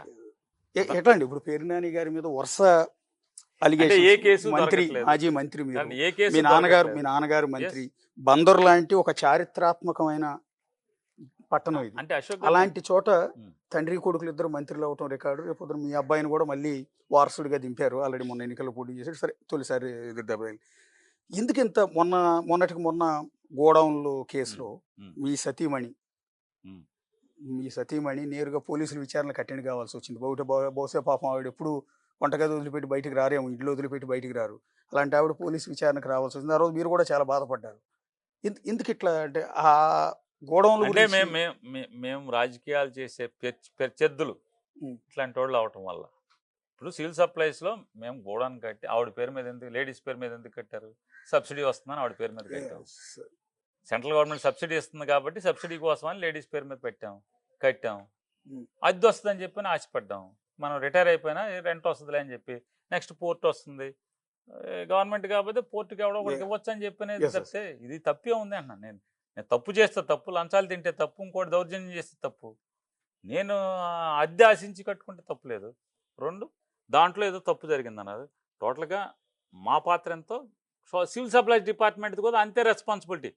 అది జాయింట్ రెస్పాన్సిబిలిటీ అండి, జాయింట్ రెస్పాన్సిబిలిటీ. ఆ డిపార్ట్మెంట్ వాళ్ళు మా స్టాఫ్ కలిసి ఏదో చేశారు. తప్పు జరిగిందని నేను ఫస్ట్ నుంచి చెప్తున్నా కదండి. తప్పు జరిగింది, కానీ నాకు కానీ నా భార్యకి కానీ నా కుటుంబానికి కానీ మాకేం తెలియదు, పాపం కొంచెం. ఆ రోజు చెప్పా, నాకు దేవుడి కంటే నా తల్లి, మరణించిన నా తల్లి అమితమైనటువంటి ఇష్టం. దేవుడి కంటే భక్తి నా తల్లి మీద. ఆ చనిపోయిన తల్లి మీద ప్రమాణం చేసి చెప్తున్నా, మాకే పాపం తెలియదు అని నేను కేసు జరిగినప్పుడే చెప్పాను. అయిపోయిన తర్వాత ఆ సివిల్ సప్లైస్ డిపార్ట్మెంట్లో ఇటువంటి తప్పులు జరగడం సర్వసాధారణం అని చెప్పి తర్వాత ఆఫీసర్లు అందరూ చెప్తున్నారు. అన్ని గోడౌన్లో జరుగుద్దండి, షార్టేజ్ వస్తుంది అని చెప్పని. నేను నిజంగా చెప్తాను, నేను నిజంగా కప్పెట్టుకునేవాడిని అయితే 22,000 మెట్రిక్ టన్నులు అంటే ఎన్ని షిప్పులు పడుతుంది? ఒక షిప్పులో పట్టేటువంటి అంత బియ్యాన్ని ఇక్కడి నుంచి తీసుకెళ్ళి ఇట్లా ఎన్ని షిప్పులు వెళ్ళిపోయినాయో కదా, మీరే పట్టుకున్నారు కదా. అంటే అంత బియ్యాన్ని వాళ్ళు కొనుక్కోగలిగినప్పుడు 7-8 లారీలు నేను నైట్ పెట్టలేనా? పెట్టాలనుకుంటే. రెండోది ఇంకొకటి, నా దగ్గర కేజీ 90 రూపాయలకు వసూలు చేశారు. వసూలు చేస్తారు పెనాల్టీతో సహా అని నాకు తెలుసు. గవర్నమెంట్ వాల్యూ 45 రూపాయలు ఉన్నదాన్ని వీళ్ళు రిమాండ్ రిపోర్ట్లో రాశారు 10 రూపాయలకి అమ్మారు దీన్నని. 10 రూపాయలకి కేజీ 10 రూపాయలు చొప్పున అమ్మారు అని చెప్పని పోలీసు రిమాండ్ రిపోర్ట్లో రాశారు. అంటే కేజీ 10 రూపాయలకి అమ్మి 90 రూపాయలకి నేను కడతాకి ఎందుకు దొంగతనం చేస్తాను? 40 రూపాయల వాల్యూ దాన్ని 10 రూపాయలకి అమ్మేసి ఎట్లా అది కప్పడకుండా ఎట్లా కప్పెట్టగలను? అవదు కదా. వాళ్ళే రిమాండ్ రిపోర్ట్లో కేజీ 10 రూపాయలకి అమ్మంటారు. పోనీ 45 రూపాయలది నేనేమన్నా 60 రూపాయలకి అమ్మి 45 రూపాయలు గవర్నమెంట్ కట్టేశానంటే 10 రూపాయలకి గవర్నమెంట్ ఉద్యోగస్తులు మా దగ్గర ఉద్యోగస్తులు కలిసి అమ్మారని పోలీసే చెప్తుంది. 10 రూపాయలు కేజీ అమ్మి నాతో కేజీ 90 రూపాయలు కట్టించుకున్నారు. అంటే ఇవన్నీ చూస్తుంటే ఏమనిపిస్తుంది అంటే నారా లోకేష్ గారి రెడ్ బుక్ లో పేర్నాని గారి పేరు ఉందని అనుకోవాలా? ఉందనే అర్థం అవుతుంది కదా. సివిల్ సప్లైస్ డిపార్ట్మెంట్ చరిత్రలో ఆంధ్రప్రదేశ్ రాష్ట్రం అవిభాజ్య రాష్ట్రం అంటే కంబైన్డ్ స్టేట్ ఉన్నప్పటి నుంచి సివిల్ సప్లైస్ ఇప్పుడు వరకు నా మీద తప్పితే ఇంకొకరి మీద ఎవరి మీద క్రిమినల్ కేసు లేదు. ఓకే. మీ ఇష్టం. ఆఖరికి Pawan Kalyan seize the ship, లేకపోతే మనోహర్ వెళ్ళి సీజ్ ద గోడౌన్ అని 31 గోడౌన్లు సీజ్ చేశాడు. ఆ గోడౌన్లోదే షిప్లోకి వెళ్ళినాయి. సీజ్ ద షిప్ అన్నాడు. మళ్ళీ ఆ షిప్లోంచి బయటకు వచ్చినాయి. ఎవడి మీద కేసు లేదు, ఎవడి మీద క్రిమినల్ కేసు లేదు, వాటి మీద లేదు, నా ముందు లేదు, నా తర్వాత లేదు. డిపార్ట్మెంట్ పుట్టాకే క్రిమినల్ కేసు నా మీద. కాబట్టి ఇది రెడ్ బుక్ రాజ్యాంగం కాక మరేంటి చెప్పండి. నా దగ్గర 1,70,00,000 కట్టించుకుని కేజీ 90 రూపాయలకి వాళ్ళకి నష్టం జరిగినటువంటి ప్రతి కేజీకి 90 రూపాయలు నా దగ్గర కట్టించుకుని నేను సెల్ఫ్ డిక్లేర్ చేశాను. ఏమండి మా స్టాఫ్ వచ్చి మా దగ్గర షార్టేజ్ వచ్చింది అంటున్నారు. ఒకవేళ అది టెక్నికల్గా నేను కోర్టుకి వెళ్ళొచ్చు, ఎందుకంటే అది జాయింట్ లయబిలిటీ. అయినా కూడా నైతికంగా నేను దాన్ని తప్పుగా భావిస్తూ నైతిక బాధ్యత తీసుకుంటూ మీరు ఎంత చెప్తే అంత కడతానని జాయింట్ కలెక్టర్కి నేను లెటర్ ఇచ్చాను. ఇచ్చిన 10 రోజుల దాకా ఎవడు మాట్లాడలేదు. జాయింట్ కలెక్టర్ ఎంక్వైరీ చేసింది నేను లెటర్ ఇవ్వగానే నువ్వు ఎంత షార్టేజ్ వచ్చిందని చెప్పి నేను చెప్పింది ఆవిడ. పైకి రాసింది ఎండి సివిల్ సప్లైస్కి. 10 రోజుల తర్వాత పెనాల్టీ కట్టించుకుని నా మీద 1,70,00,000 కట్టించుకున్న తర్వాత కేజీ 90 రూపాయల చొప్పున కట్టించుకుని నా మీద కేసు కట్టారు, నా భార్య మీద. దేనికి? నన్ను అరెస్ట్ చేయడం కోసం. ముందు మేనేజర్ మీద నా వైఫ్ మీద కట్టారు కేసు. తర్వాత నాకు నా మేనేజర్కి ఒక 10 ఏళ్లలో 1,70,000 రూపాయల ట్రాన్సాక్షన్ ఉందంట. అందుకు నేను ముద్దాయినంట. 10 ఏళ్లలో 1,70,000 ట్రాన్సాక్షన్స్ ఉన్నాయి బ్యాంక్ అకౌంట్లో వీళ్ళిద్దరికి. కాబట్టి అంటే నాకు ఫోన్ బిల్ కట్టాలన్నా లేకపోతే నాకు ఏదైనా బంకులో అప్పులుగా కట్టాలనేది నా దగ్గర పిఏగా చేసేలేడు అతను. నమ్మకంగా ఉన్నాడని అక్కడ పెట్టుకున్నాం. ఇది అందరికి పోలీస్కి తెలుసు, కేసు కాదని తెలుసు, ఎఫ్ఐఆర్ చేయాల్సిన పని లేదని తెలుసు. మరి రెడ్ బుక్ కాక ఏంటిది, ఏం బుక్ ఇది? అదే అయిపోయింది. నేను చెప్తాను, ఇవాళ పట్టా ఉంటే దొంగ పట్టా చూపించమంటున్నా కదా. ఓకే, ఈనాడులో రాయించడం ఎందుకు? ఏం పట్టా, ఎక్కడి నుంచి? అంటే మీరు రీసెంట్గా గోడౌన్ ఇష్యూ రైజ్ అయినప్పుడు మీ సతీమణి పోలీస్ విచారణకు అటెండ్ అయిన కూడా ఒక మాట అన్నారు. చంద్రబాబు నాయుడు గారు మంచివాళ్లే, కావాలంటే నాని అరెస్ట్ చేయండి కానీ ఆడవాళ్ళ జోలికి వెళ్ళొద్దు. విచారణకు వచ్చినప్పుడు కాదు, కేసుకి వెళ్ళి నేను హైకోర్టుకి జిల్లా కోర్టులో బెయిల్ కోసం మా యాంటిసిపేటరీ బెయిల్ కోసం మా శ్రీమతి ట్రై చేస్తున్నప్పుడు దాన్ని ఉద్దేశపూర్వకంగా కొల్ రవీంద్ర వాళ్ళ సొంత అక్కమ్మగుడే పబ్లిక్ ప్రాసిక్యూటర్గా వేసుకున్నారు. ఓకే, సొంత అక్కమ్మగుడే పబ్లిక్ ప్రాసిక్యూటర్. అతను మాటకి దీన్ని వాయిదాలు అడుగుతూ, అంటే ఉద్దేశపూర్వకంగా వీళ్ళ కేసుని వాయిదాలు వేస్తుంటే వాయిదాలు వేస్తూ అరెస్ట్ చేయాలని. నాకు ఐఏఎస్లతో పరిచయాలు ఉన్నాయి, చిన్న స్థాయి ఉద్యోగస్తులు బోలంతమంది తెలుసు. నేను సచివాలయంలో ప్రతోడికి యాక్సెసిబుల్గా ఉండేవాడిని, ప్రతి ఎవరు వచ్చినా హెల్ప్ చేయడానికి ప్రయత్నం చేసేవాడిని. దేవుడు అధికారం ఇచ్చాడు, దీన్ని ఉన్నంతలో బాగా వాడాలని అనుకునేవాడిని. దాని మీద ఏం జరిగినా నాకు సమాచారం ఎక్కడొక్కడ ఎవరో ఒకళ్ళు మన హితులు ఉంటే చెప్తూ ఉంటారు, మేలు పొందినట్టు చెప్తాడు. సార్ ఇప్పుడు మీ వాడు 3 సార్లు 4 సార్లు వచ్చాడండి సీఎం దగ్గరికి, మన కక్ష పేరు నానిగాడు ఆడి మీద వేసేయండి, ఆడవాళ్ళ జోలికి ఎందుకే అని అన్నాడు, ఇది ఇంత ఎదవయా అని చెప్పాను నేను. అటైతే జగన్మోహన్ రెడ్డి గారు బస్సుల వ్యాపారం అంతా కూడా జేసీ ప్రభాకర్ రెడ్డి వాళ్ళ భార్య పేరు మీద పెట్టి చేశాడు. ఏది లారీ చాసీసులు కొని బస్సులు కట్టాడు. జగన్మోహన్ రెడ్డి గారు అయితే అసలు ఆ అమ్మాయిని ఎఫ్ఐఆర్లో కూడా తేబాకండి అని చెప్పాడు. అసలు వెళ్ళబాకండి, అమ్మాయి దగ్గరికి విచారించక కూడా వెళ్ళొద్దు అన్నాడు జగన్మోహన్ రెడ్డి గారు. ఎవరు తప్పు చేశారు? ఆ భార్య పేరు మీద పెట్టి వ్యాపారం వాళ్ళను జిఎం వాళ్ళు కలిసి చేశారండి, చాసీస్ వాళ్ళు కొనుక్కొచ్చారు, ఇదంతా వీళ్ళు చేశారని చెప్పారు. అయితే వాళ్ళిద్దరి మీదకి వెళ్ళండి యాక్షన్కి అని చెప్పారు. నేను ట్రాన్స్పోర్ట్ మినిస్టర్ కదా, కనీసం విచారణకు కాదు ఆవిడ దగ్గరికి కూడా ఎవడలేదు. మరి చంద్రబాబు ప్రభుత్వం మా ఆవిడని జనవరి 1 రోజు బెయిల్ వచ్చాక తీసుకెళ్లి స్టేషన్లో 4 గంటలు కూర్చోబెట్టారు. ఎవడు? నా దగ్గర ఉద్యోగస్తులను సివిల్ సప్లైస్ ఉద్యోగస్తులు కలిసి తప్పు చేశారని తెలిసినా కూడా, మాకే సంబంధం మాకే పాపం లేని తెలిసినా కూడా మాటకి ఆ రోజు అప్పుడు కూడా చెప్పాను. ఆ విచారణ అధికారికి మాటకి స్పీకర్ పెట్టి మాట్లాడతాడు అతను. కుల రవీంద్ర ఫోన్ చేస్తాడు, ఏంటి ఆవిడ వచ్చిందా, క్వశ్చన్లు అన్నీ జాగ్రత్త రాసుకున్నావా, అన్నీ అడుగుతావా, గట్టిగా రాబట్టు. స్పీకర్ పెట్టినట్టే నాకే పాపం తెలియదు, ఇది నేను చేసేదంతా ఆడి కోసం చేస్తున్నానని చెప్పని నాకు తెలియటం కోసం స్పీకర్ పెడతాడు. లేదా స్పీకర్ ఎందుకు పెడతాడు? నా భార్యను ముందు కూర్చోబెట్టుకుని ఫోన్లో స్పీకర్ పెట్టి మాట్లాడతాను. ఎస్ స్పీకర్ పెట్టి మాట్లాడతాను అంటే ఏంటి మరి ఇంత ఎదవయా అని చెప్తాక చెప్పాను నేను. ఇంత ఇంత వెధవగా ప్రవర్తిస్తున్నాడు అని చెప్పడం కోసం నేను చెప్పాను ఎస్ ఆ రోజు. ఎస్ వాస్తవం అది. చంద్రబాబు దగ్గరికి వెళ్తే మనకు పేరు నాన్న గడి మీద కక్ష ఆయన వేసేయండి అని చెప్పింది. నన్ను వేయలేక ఇవన్నీ ఎందుకు, నా భార్య మీద వీళ్ళ మీద ఎందుకు, ఇప్పుడు నన్ను వేయలేక నా కొడుకుని పెడతాం ఎందుకు? పట్టాలు పంచింది నేను, ఎంఆర్ఓ, నేను, మున్సిపల్ కమిషనరు అందరం కలిసి పంచిపెట్టాం, ఆర్డీఓ కలిసి పంచిపెట్టాం. ప్రతిదీ గవర్నమెంట్ రికార్డులో ఉంది, నవశకం పోర్టల్లో ఉంది.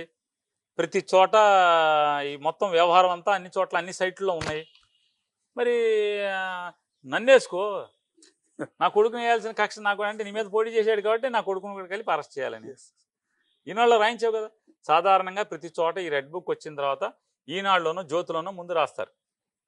యాజ్ ఇట్ ఈజ్ వాటి మీదే కేసులు, అంటే దాంట్లో ఏమొచ్చిందో కంటెంట్ అదే కేసు ఎఫ్ఐఆర్ అవుతుంది, అరెస్టులు చేస్తున్నారు. పర్టికులర్గా అమరావతి రాజధాని గురించి సాక్షి టీవీలో కొమ్మినేని గారు అండ్ కృష్ణరాజు అనే జర్నలిస్ట్ మధ్య జరిగిన అమరావతి వేసేల రాజధాని అన్న కామెంట్, మీరు ఈ జిల్లా వాస్తవ్యుడిగా అంటే రాజధాని ప్రాంతానికి సంబంధించిన కృష్ణా జిల్లా వాస్తవ్యుడిగా దాన్ని యాక్సెప్ట్ చేస్తారా వేసేల రాజధాని అన్నమాట? నేనదే యాజ్ ఇట్ ఈజ్గా ఆ మాట మాట్లాడటం, కృష్ణరాజు అనేటువంటి జర్నలిస్ట్ మాట్లాడటం ఖచ్చితంగా 100% తప్పు.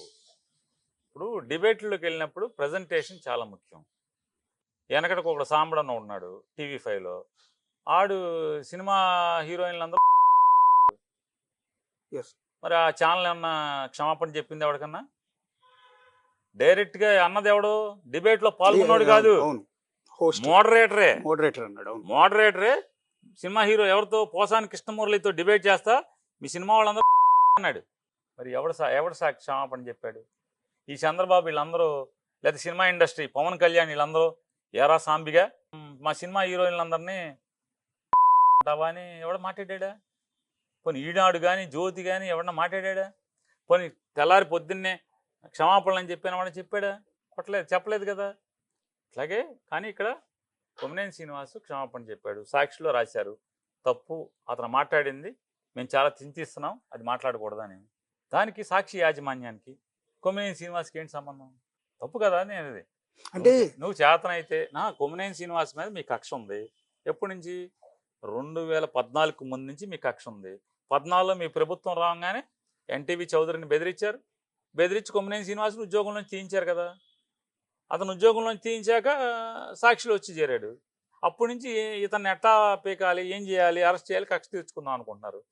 అన్నది ఒకడు, అరెస్ట్ ఇతని మీద ఏంటి? తప్పు కదా అది అంటున్నా.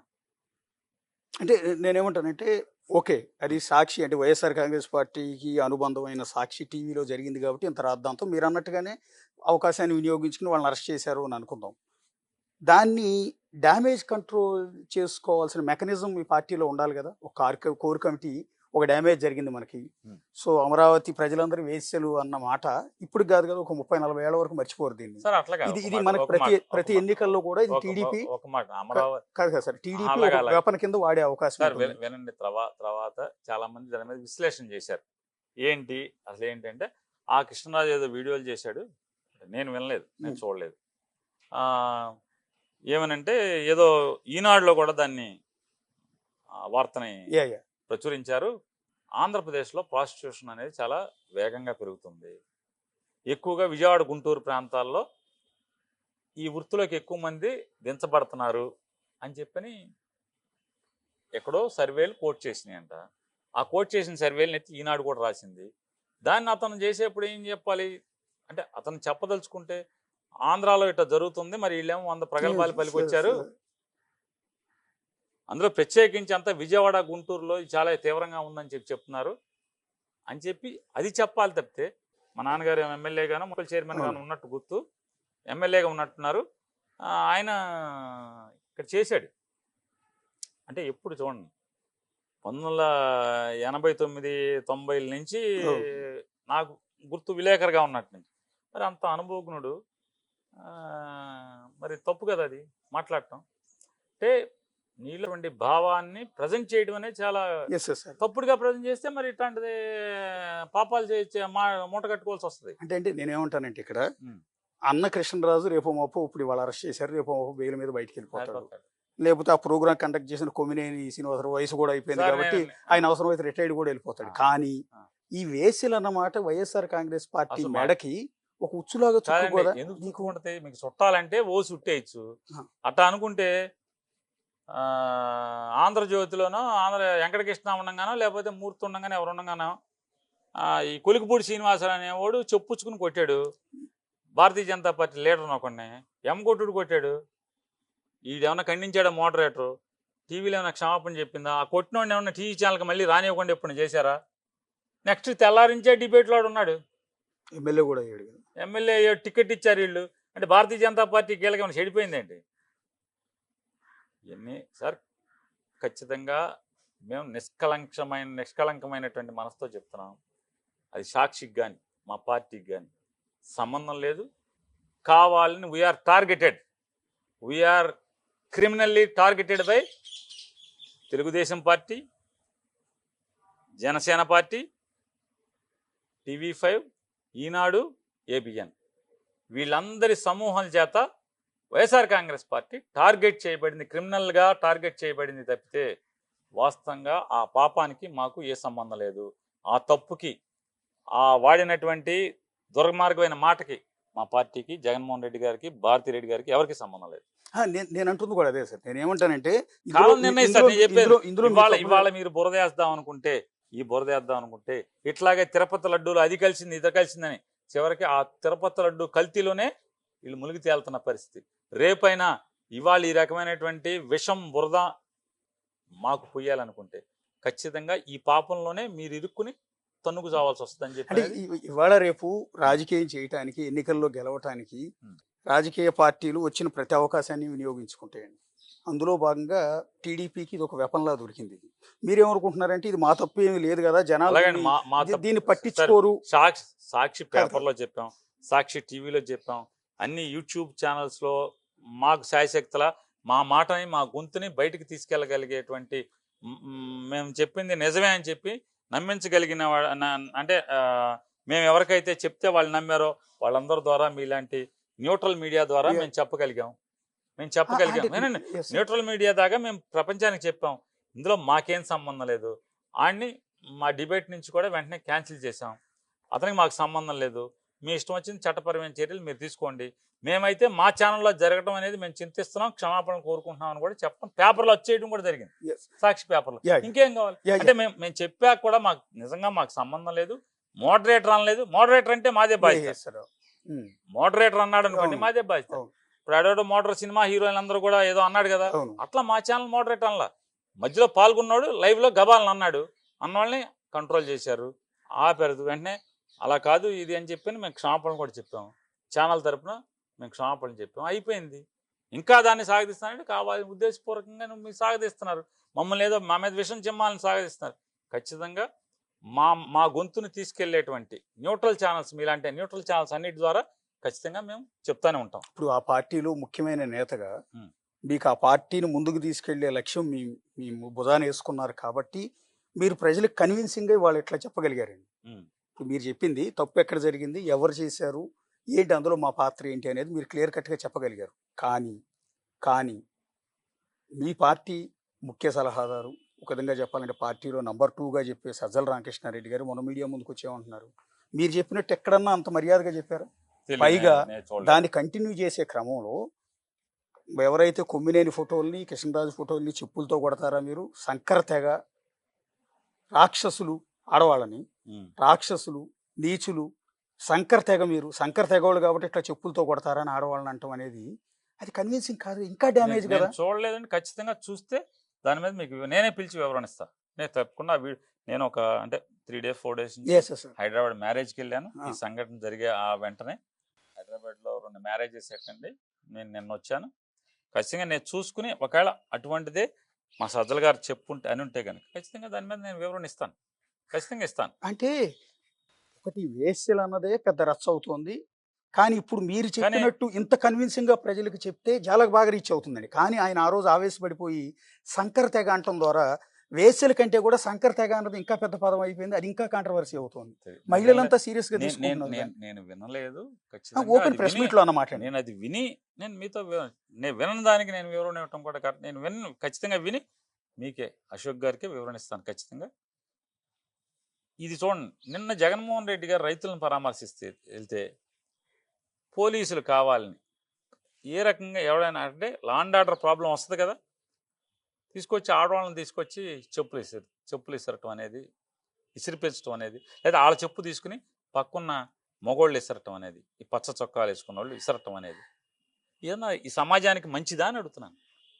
అంటే సమాజానికి ఏం నేర్పిస్తున్నారు అంటే, రేపొద్దున చంద్రబాబు కూడా మేము గవర్నమెంట్లోకి వస్తే ఎక్కడన్నా పలకరిస్తాకు వస్తే ఏదో ఒకటి అవమానం చేయమనే కదా. చేసినా తప్పు లేదు, చేయటం రివాజు, ఈ ఆంధ్ర రాష్ట్రం సాంప్రదాయం అనే కొత్త పోకడలు కొత్త సాంప్రదాయాన్ని నేర్పుతున్నారు కదా, అర్థమవుతున్నది మనకి. సరే, ఇవాళ చెడు నేర్పంగానే చెడు చేయంగానే కాదు, దానివలన పాలకులు చెడు చేస్తే, వ్యవస్థలను వాడుకునే పాలకులు తప్పటడుగులేస్తే, ఇవన్నీ సమాజానికి నేర్చుకోమనేది ఒక బడి అవుతుంది.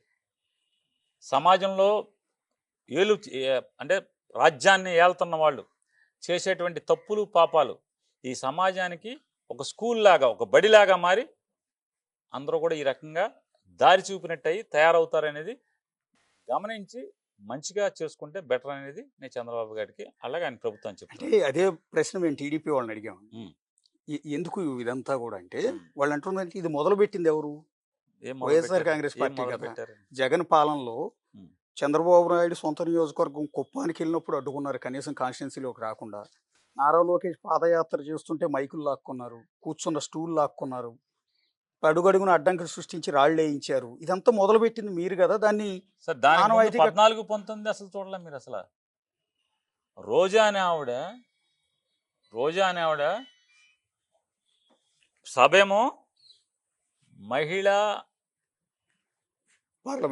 పార్లమెంటేరియన్స్ మీటింగు, రోజాని అక్కడికి రానివ్వరు, అరెస్ట్ చేస్తారు. ఆవిడ గన్నవరం ఎయిర్పోర్ట్కి రాగానే తీసుకెళ్లి పోలీస్ స్టేషన్ చుట్టూ తిప్పి మళ్ళీ తీసుకెళ్లి హైదరాబాద్లో దింపుతారు. ఏంటి ఆవిడ ఎమ్మెల్యే మహిళా పార్లమెంటేరియన్ సదస్సు బెజవాళ్ళు ఈ రాష్ట్రంలో జరుగుతుంటే, ఈ ప్రభుత్వం ఆధ్వర్యంలో జరుగుతుంటే, ఇట్లాంటి అనేకమండి, ఒకటి అర కాదు. జగన్మోహన్ రెడ్డి గారు దానికి నేనున్నాను. ఆ రోజు రోజా గారిని అరెస్ట్ చేసి తీసుకెళ్తున్నప్పుడు నేనే కవర్ చేశాను. హైదరాబాద్ వరకు మీరు అన్నట్టు తరలిస్తున్నది కూడా మొత్తం నేను కవర్ చేశాను.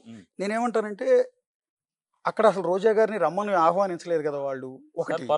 రెండోది పొరపాటు అంటే ఈవిడ ఉద్దేశపూర్వకంగా అక్కడికి వెళ్ళి ప్రోగ్రామ్ డిస్టర్బ్ చేస్తున్న ప్రతి మహిళ శాసనసభ్యురాలు, ప్రతి మహిళ ఆంధ్రప్రదేశ్ సంబంధించిన ప్రతి మహిళ పార్లమెంట్ సభ్యురాలు, రాజ్యసభ సభ్యురాలు, ఖచ్చితంగా లోక్సభ కానీ రాజ్యసభ కానీ లేదా అసెంబ్లీకి గెలిచిన ప్రతి మహిళ కూడా ఖచ్చితంగా ఇన్వైట్ చేసి తీరాలి. ఇన్వైట్ చేశారు 100%. కానీ అక్కడ ఈ ఆంధ్ర రాష్ట్రం హోస్ట్ అండి. భారతదేశంలో ఉన్నటువంటి ఎమ్మెల్యేలని ఎంపీలని ఆడవాళ్ళందరినీ ఇక్కడికి పిలుస్తావు, ఈ రాష్ట్రంలో అమ్మాయిని పిలవలేదంటే ఏంటి దాని అర్థం ఏంటి? ఇంత బరి తెగించి నీ అమ్మాయిని పిలవలేదు అంటున్నారు ఏంటి? ఆవిడని పిలవపోతుంది. మీకులాగే జనం ఓటేస్తే గెలిచిన ఆడ మనిషి కదా, అందులో మహిళా పార్లమెంటేరియన్కి సదస్సు అది. ఇట్లాంటి ఒకటి కాదు, లెక్కకి మిక్కిలి చేసి ఇదో చెప్తున్నాండి. పాలకుళ్ళు గనక చెడు నడత అలవాటు చేసి చూపిస్తే అది ఒక సాంప్రదాయం కింద, చెడు సాంప్రదాయం కింద మారేటువంటి పరిస్థితులు మనకు కనపడుతున్నాయి. కాబట్టి ఇటువంటిని తగ్గిస్తే సమాజానికి మంచిది, రెండు పార్టీలకి మంచిది. అధికారం ఇప్పుడు ఒరిస్సాలో నవీన్ పట్నాయక్ 30 ఏళ్ళు సీఎంగా చేసిన తర్వాత ఓడిపోతే మొన్నటి ఎన్నికల్లో ఆయన బీజేపీ తరఫున గెలిచిన సీఎం ప్రమాణ స్వీకారానికి ఆయన అటెండ్ అయితే కొత్తగా ప్రమాణ స్వీకారం చేసిన సీఎం ఆయన కాళ్ళు మొక్కాడు. ప్రధాని మోడీ అండ్ అమిత్ షా లాంటి వాళ్ళు ఆయనతో మాట్లాడారు. అంత హుందాగా ఉన్నాయి రాజకీయాలు. కానీ ఎందుకు మన దగ్గర ఇంతలా? ఇప్పుడు గతంలో మీరు ప్రభుత్వంలో ఉన్నప్పుడు సంథింగ్ ఇవాళలాగాని, ఇవాళ అమరావతి మహిళలు వేసేలు అన్నట్టుగానే ఆ రోజు పట్టాభి అనే వ్యక్తి సీఎం గారిని ఉద్దేశించి బోషడికే అన్నాడు. సో అతను మీరు ఇమీడియట్ గా అరెస్ట్ చేయండి, తప్పేం లేదు. తెలుగుదేశం పార్టీ ఆఫీసుల మీద 100 మందిని పంపి దాడులు చేయటం ఇదంతా మీకు ఇబ్బంది కలిగించలేదు? వెళ్ళటం తప్పు, పంపారనే మాట కూడా తప్పు. ఓకే, వెళ్ళిన వాళ్ళు వెళ్తాం తప్పు, పంపారనే మాట ఎవరన్నా అంటే కూడా తప్పు అంటున్నది.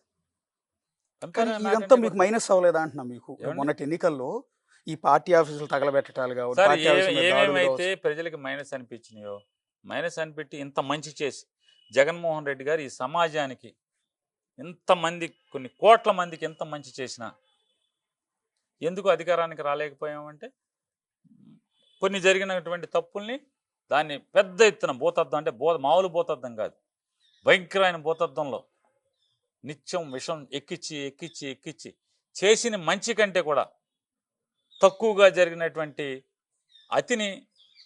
అతి అనేటువంటి దాన్ని విషప్రచారం చేసి ఇవాళ ప్రజల మనసులోకి చెడుని ఎక్కించుకెళ్ళటంలో సఫలీకృతమైనవి కాబట్టి మేము అపోజిషన్లో ఉన్నాం. లేకపోతే ఈ రాష్ట్రానికి ఎంత మేలు చేసి సంవత్సరం తిరగకముందే అసలు వాళ్ళ ప్రజలందరూ ఎందుకు తిరగబడుతున్నారు, జగన్ వెనకాల ఏళ్ళ మేరకు ఎందుకు పడుతున్నారు నిజంగా చెప్పండి.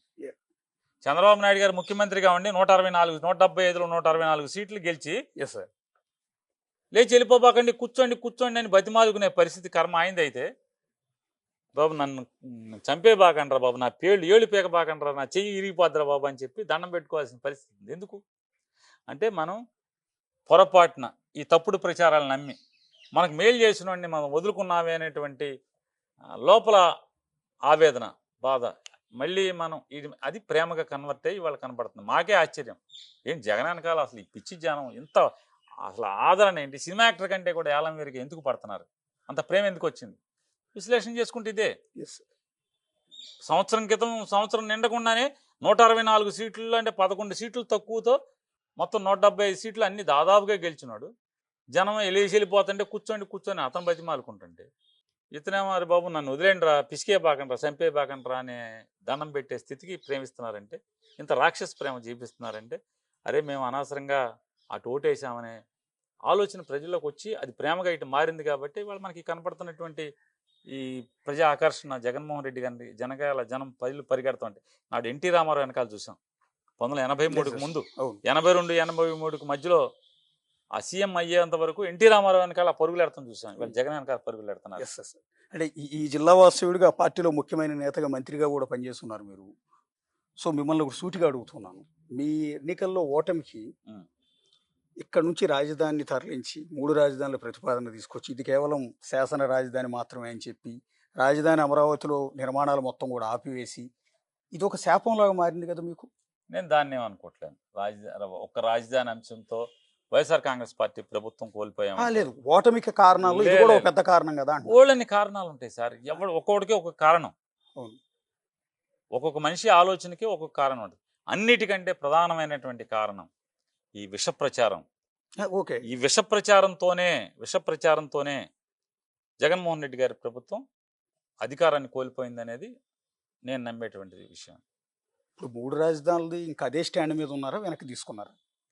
ఆయన మొన్న కూడా చెప్పాడు కదా, ఇది ఎప్పటికీ అవదు చంద్రబాబు నాయుడు గారు, ఎందుకు జనం సొమ్ము పాడు చేస్తావు, మళ్ళీ ఇంకో 44,000 ఎకరాలు ఎందుకు అంటావు, ఆల్రెడీ గన్నవరంలో ఎయిర్పోర్ట్ ఉంది, ఇంటర్నేషనల్ ఎయిర్పోర్టు, నేను నిర్మాణం చేసిన అవుటర్ రింగ్ రోడ్ ఉంది, విజయవాడ నుంచి వెస్టర్న్ బైపాస్ ఉంది, ఆ బైపాస్ సరాసరి రాజధాని మధ్యలోంచి వెళ్తుంది. ఇప్పుడున్న అమరావతి మధ్యలోంచి ఆ వెస్టర్న్ బైపాస్ వెళ్తుంది. టోల్గేట్ కాజా టోల్గేట్ దగ్గర నుంచి గన్నవరం ఎయిర్పోర్ట్ దాకా బైపాస్ ఉంది కదా, దాన్ని ఓపెన్ చేసేసి దాన్ని ఎయిర్పోర్ట్కి వెళ్తాక వాడుకో, ఎక్స్ప్రెస్ హైవే కింద. మళ్ళీ ఎయిర్పోర్ట్ ఎందుకు, మళ్ళీ 44,000 ఎకరాలు తీసుకోవడం ఎందుకు? ఇప్పటికే నువ్వు 50,000 కోట్లు ఈ రాష్ట్రాన్ని అప్పు తెచ్చి 50,000 కోట్ల పైచీలకు అక్కడ పెడతానంటే రాష్ట్రం అల్లాడిపోతుంది, అతలాకుతలం అయిపోతుంది. ఎవరికి తాగుతా గుక్కడి మంచినీళ్ళ కోసం పైప్ లైన్ వేయటానికి డబ్బులు కూడా ఉన్న పరిస్థితి అయిపోయింది ఈ రాష్ట్రంలో. ఇవాళ 154,000 కోట్ల రూపాయలు కిందట మంగళవారం వరకు తెచ్చావు, 2 మంగళవారాల క్రితం వరకు. అంటే ఈ 54,000 కోట్లు ఏమైపోయింది? ఈ రాష్ట్రానికి వచ్చినటువంటి సాలీనా 140,000 కోట్ల రూపాయలు డెవల్యూషన్ ఆఫ్ ఫండ్స్ కానీ, సెంట్రల్ నుంచి వచ్చినట్టు కానీ, లేదా ఇక్కడ రెవెన్యూ కానీ, అంటే అన్ని డైరెక్ట్ రెవెన్యూస్ కానీ అన్నీ ఏమైపోయినాయి? మొత్తం పోయినాయి కదా, అంటే ఆవిరైపోయినట్టు కనపడుతుంది కదా.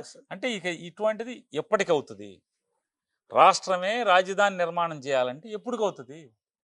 ఇది ఒక్కసారిగా నిర్మాణం చేయడం అవడం వల్ల కాదు. దాని బదులు ఇంత ఎందుగా కృష్ణా గుంటూరు మధ్యలో ఒక 500 ఎకరాలు ఎక్కడో అక్కడ పోలీసు డీజీపీ ఆఫీస్లోనే ఎక్కడో అది 350-400 ఎకరాలు ఉంది, అక్కడ అసెంబ్లీ సెక్రటరియట్ కట్టేసి మిగతా జోనింగ్ చేసి వదిలేస్తే ప్రజలే నిర్మాణం చేసుకుంటారు రాజధాని అనేది జగన్మోహన్ రెడ్డి గారి ఆలోచన. అంటే 3 రాజధానుల స్టాండ్ నుంచి సింగిల్ రాజధాని అమరావతికే కట్టుబడి ఉన్నట్టుగా అనుకోవచ్చు ఈ మాట్లాడదాం. ఇక ప్రజలు దాన్ని రిసీవ్ చేసుకున్నప్పుడు ఎందుకనేది ఇక ఏ నాయకుడికైనా మీరు ఒక ప్రతిపాదనతో వచ్చారండి, దాన్ని ప్రజలు రిసీవ్ చేసుకోలేదు. రెండోది ఇప్పటికే రేపు అంతక్రితం ఒక 5,000 కోట్లు ఖర్చు పెట్టాడు, ఇప్పుడు మళ్ళీ ఇంకొక 50,000 కోట్లు ఖర్చు పెట్టేస్తానంటున్నాడు. ఇదంతా ప్రజల సొమ్మే కదా. కాబట్టి దీన్ని జగన్మోహన్ రెడ్డి గారి వాదన ఏంటంటే, ఇట్లా సంవత్సరం 50 అంటే, లేకపోతే 5 ఏళ్లకోసారి 1,00,000 కోట్లు ఖర్చు పెడితే రాష్ట్రం అంతా నాశనం చేసి మొత్తం పబ్లిక్ డబ్బుతో రాజధాని నిర్మాణం చేయడం ఎవరి వల్ల కాదు, ఈ దేశంలో కూడా అవదరా బాబు. జోనింగ్ చేసి వదిలేస్తే ప్రజలే దాన్ని ఓకే. నిర్మాణం అదే చేసుకోవాలి, అదే డెవలప్ చేసుకోవాలి.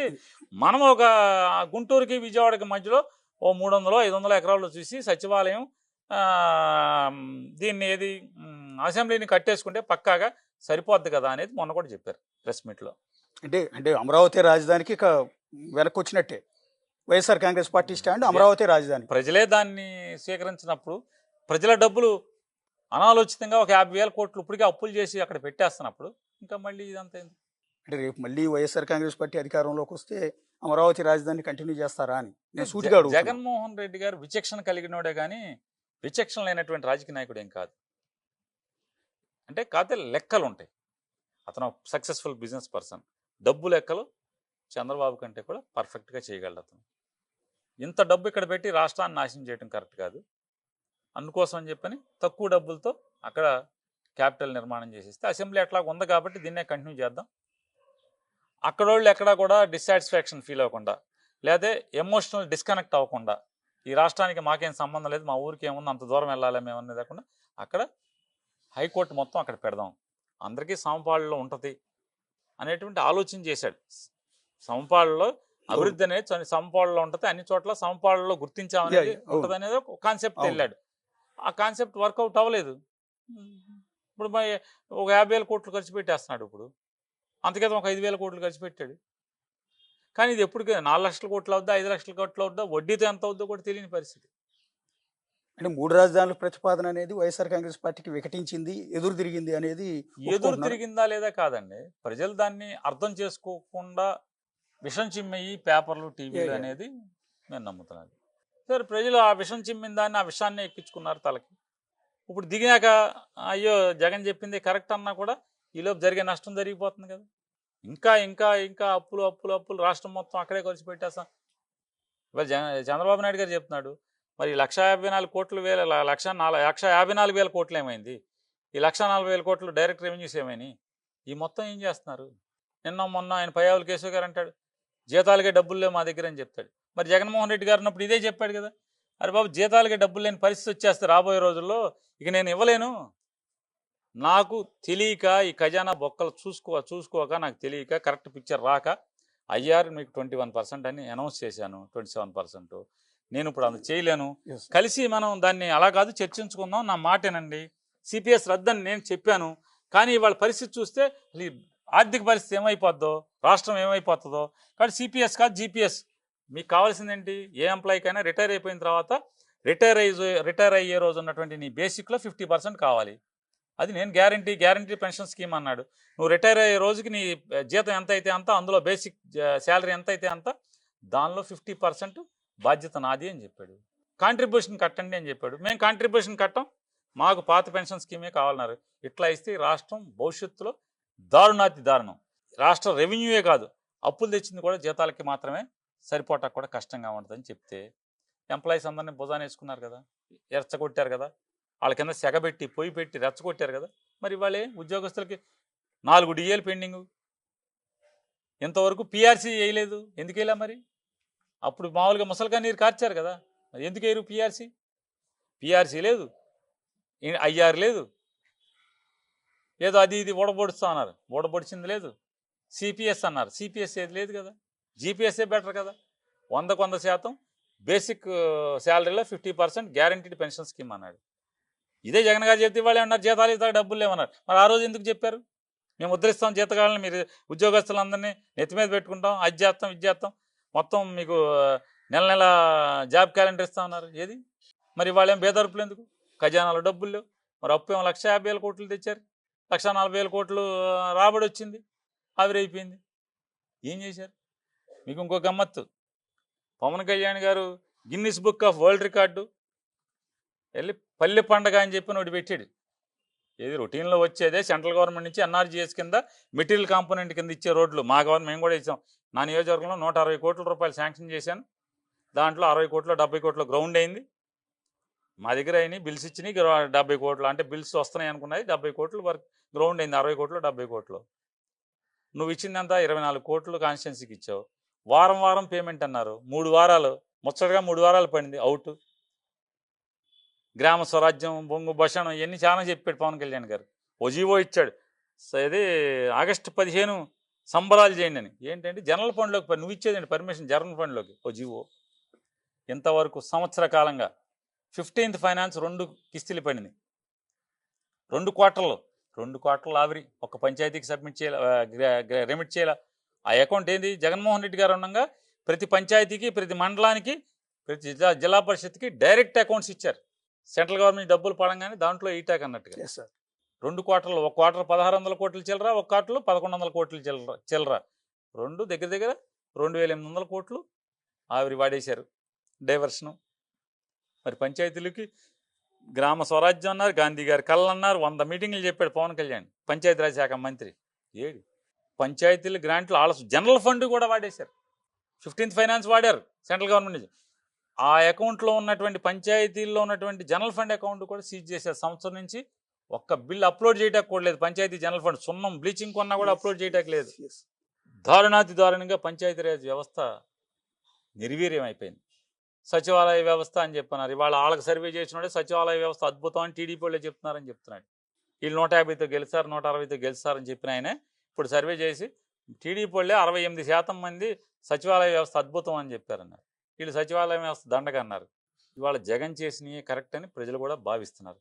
జగన్ పరిపాలనే బాగుంది, వీళ్ళని అనవసరంగా గెలుచుకోమని ఇప్పటికే ప్రజలు భావిస్తున్నారు. కాబట్టి ఖచ్చితంగా ముందుంది వీళ్ళందరికీ ముసళ్ళ పండగ కూటమి ప్రభుత్వానికి అనేది నాకు కనపడేదని. అంటే మీరు పవన్ కళ్యాణ్ ప్రస్తావన తెచ్చారు కాబట్టి అడుగుతున్నాను. ప్రస్తుతానికి పొత్తులో ఉన్నారు వాళ్ళు. సరే, మొన్న గెలుపులో ఆయన పాత్ర ఎంత ఉంది ఏంటనేది మీకు తెలుసు, అందరికీ తెలుసు. వచ్చే ఎన్నికలకి మళ్ళీ సేమ్ టీం కలిసి ఎన్నికలకు వెళ్ళే అవకాశం ఉందనుకుంటున్నారా? ఒక సీనియర్ నాయకుడిగా మిమ్మల్ని అడుగుతున్నాను. లేదా పవన్ కళ్యాణ్ ఆయన స్వతంత్రంగా ఎదగాలని, ఆయన సొంతంగా సీఎం కావాలన్న ఆలోచన ఉంటుంది ఆటోమేటిక్గా. ఆ సామాజిక వర్గంలో కూడా పవన్ కళ్యాణ్ లాంటి వ్యక్తి సీఎం కావాలని కోరుకుంటారు కాబట్టి ఆ పొత్తు నుంచి బయటకు వచ్చే అవకాశం ఉంటుందా? కలిసే ఎన్నికలకు వెళ్తారనుకుంటున్నారు మీరు? సరే, ఎన్నికల ముందేమో మన కులానికి కూడా సీఎం కావాలి, ఇక చంద్రబాబు కులం జగన్ కులమేనా, మన కులానికి వద్దా, మీకు కులభావం లేదు, మీరందరూ నా వెనకాల ఉండండి, మన కులానికి రాజ్యం తెస్తానని ఆయనే రెచ్చగొట్టాడు కులాన్ని. దాన్ని ఈసారికి ఇతనికి ఏంటి అన్నాడు. అయిన తర్వాత ఇప్పుడు 15 ఏళ్ళు అతనికే వేద్దాం మనందరం కలిసి అని మాట్లాడుతున్నాడు. సరే, అతని తత్వం ఏంటి, అతని బలహీనతలు ఏంటి, అతని అవసరాలు ఏంటి మన పక్కన పెడితే నాకున్న నమ్మకం ఖచ్చితంగా రాబోయే 4 ఏళ్ల తర్వాత కూడా చంద్రబాబు బీజేపీ ఏమన్నా విడిపోతాకేమన్నా విడిపోతే విడిపోవచ్చేమో కానీ పవన్ కళ్యాణ్ చంద్రబాబు నాయుడు గారు కలిసే ఉంటాడు.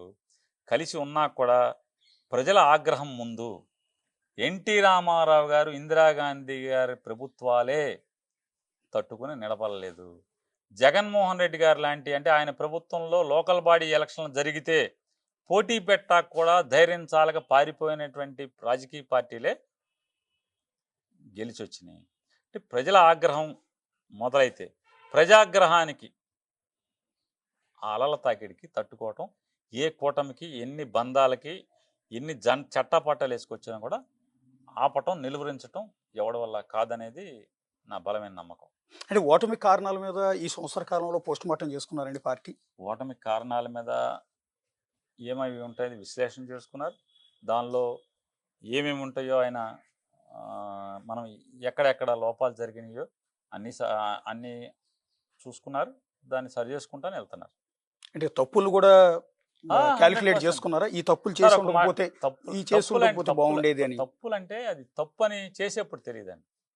ప్రజలు తప్పుగా అర్థం చేసుకున్నప్పుడు దాన్ని భావన, ప్రజలు ఇది మనని అర్థం చేసుకోలేదు అనిపించినప్పుడు, అరే ప్రజలు అర్థం చేసుకోలేని పరిస్థితుల్లో మనం నిర్ణయం తీసుకోవాలి, అది ఒకసారి పునరాలోచన లేదా ప్రజల అభిప్రాయాన్ని ఒకసారి తీసుకున్నా బాగుండేదని ఏ పాలకుడైనా అనుకుంటాడు, ఎంత అనుభవకున్నాడు.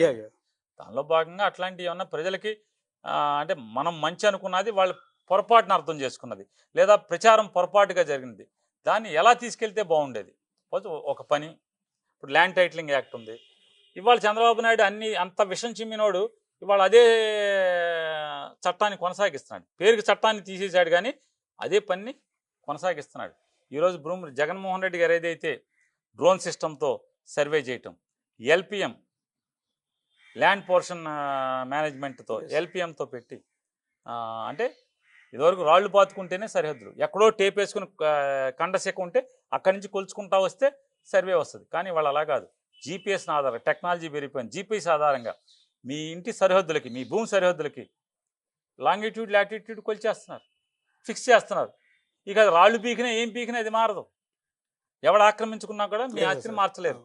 జగన్మోహన్ రెడ్డి గారు అదే తీసుకున్నాడు. అది తప్పు అన్నారు, ఇవాళ అదే కొనసాగిస్తున్నారు. మరి జగన్మోహన్ రెడ్డి గారు తప్పు అన్నప్పుడు ఈ చంద్రబాబు నాయుడు కూటమి ప్రభుత్వం కొనసాగించకూడదు కదా.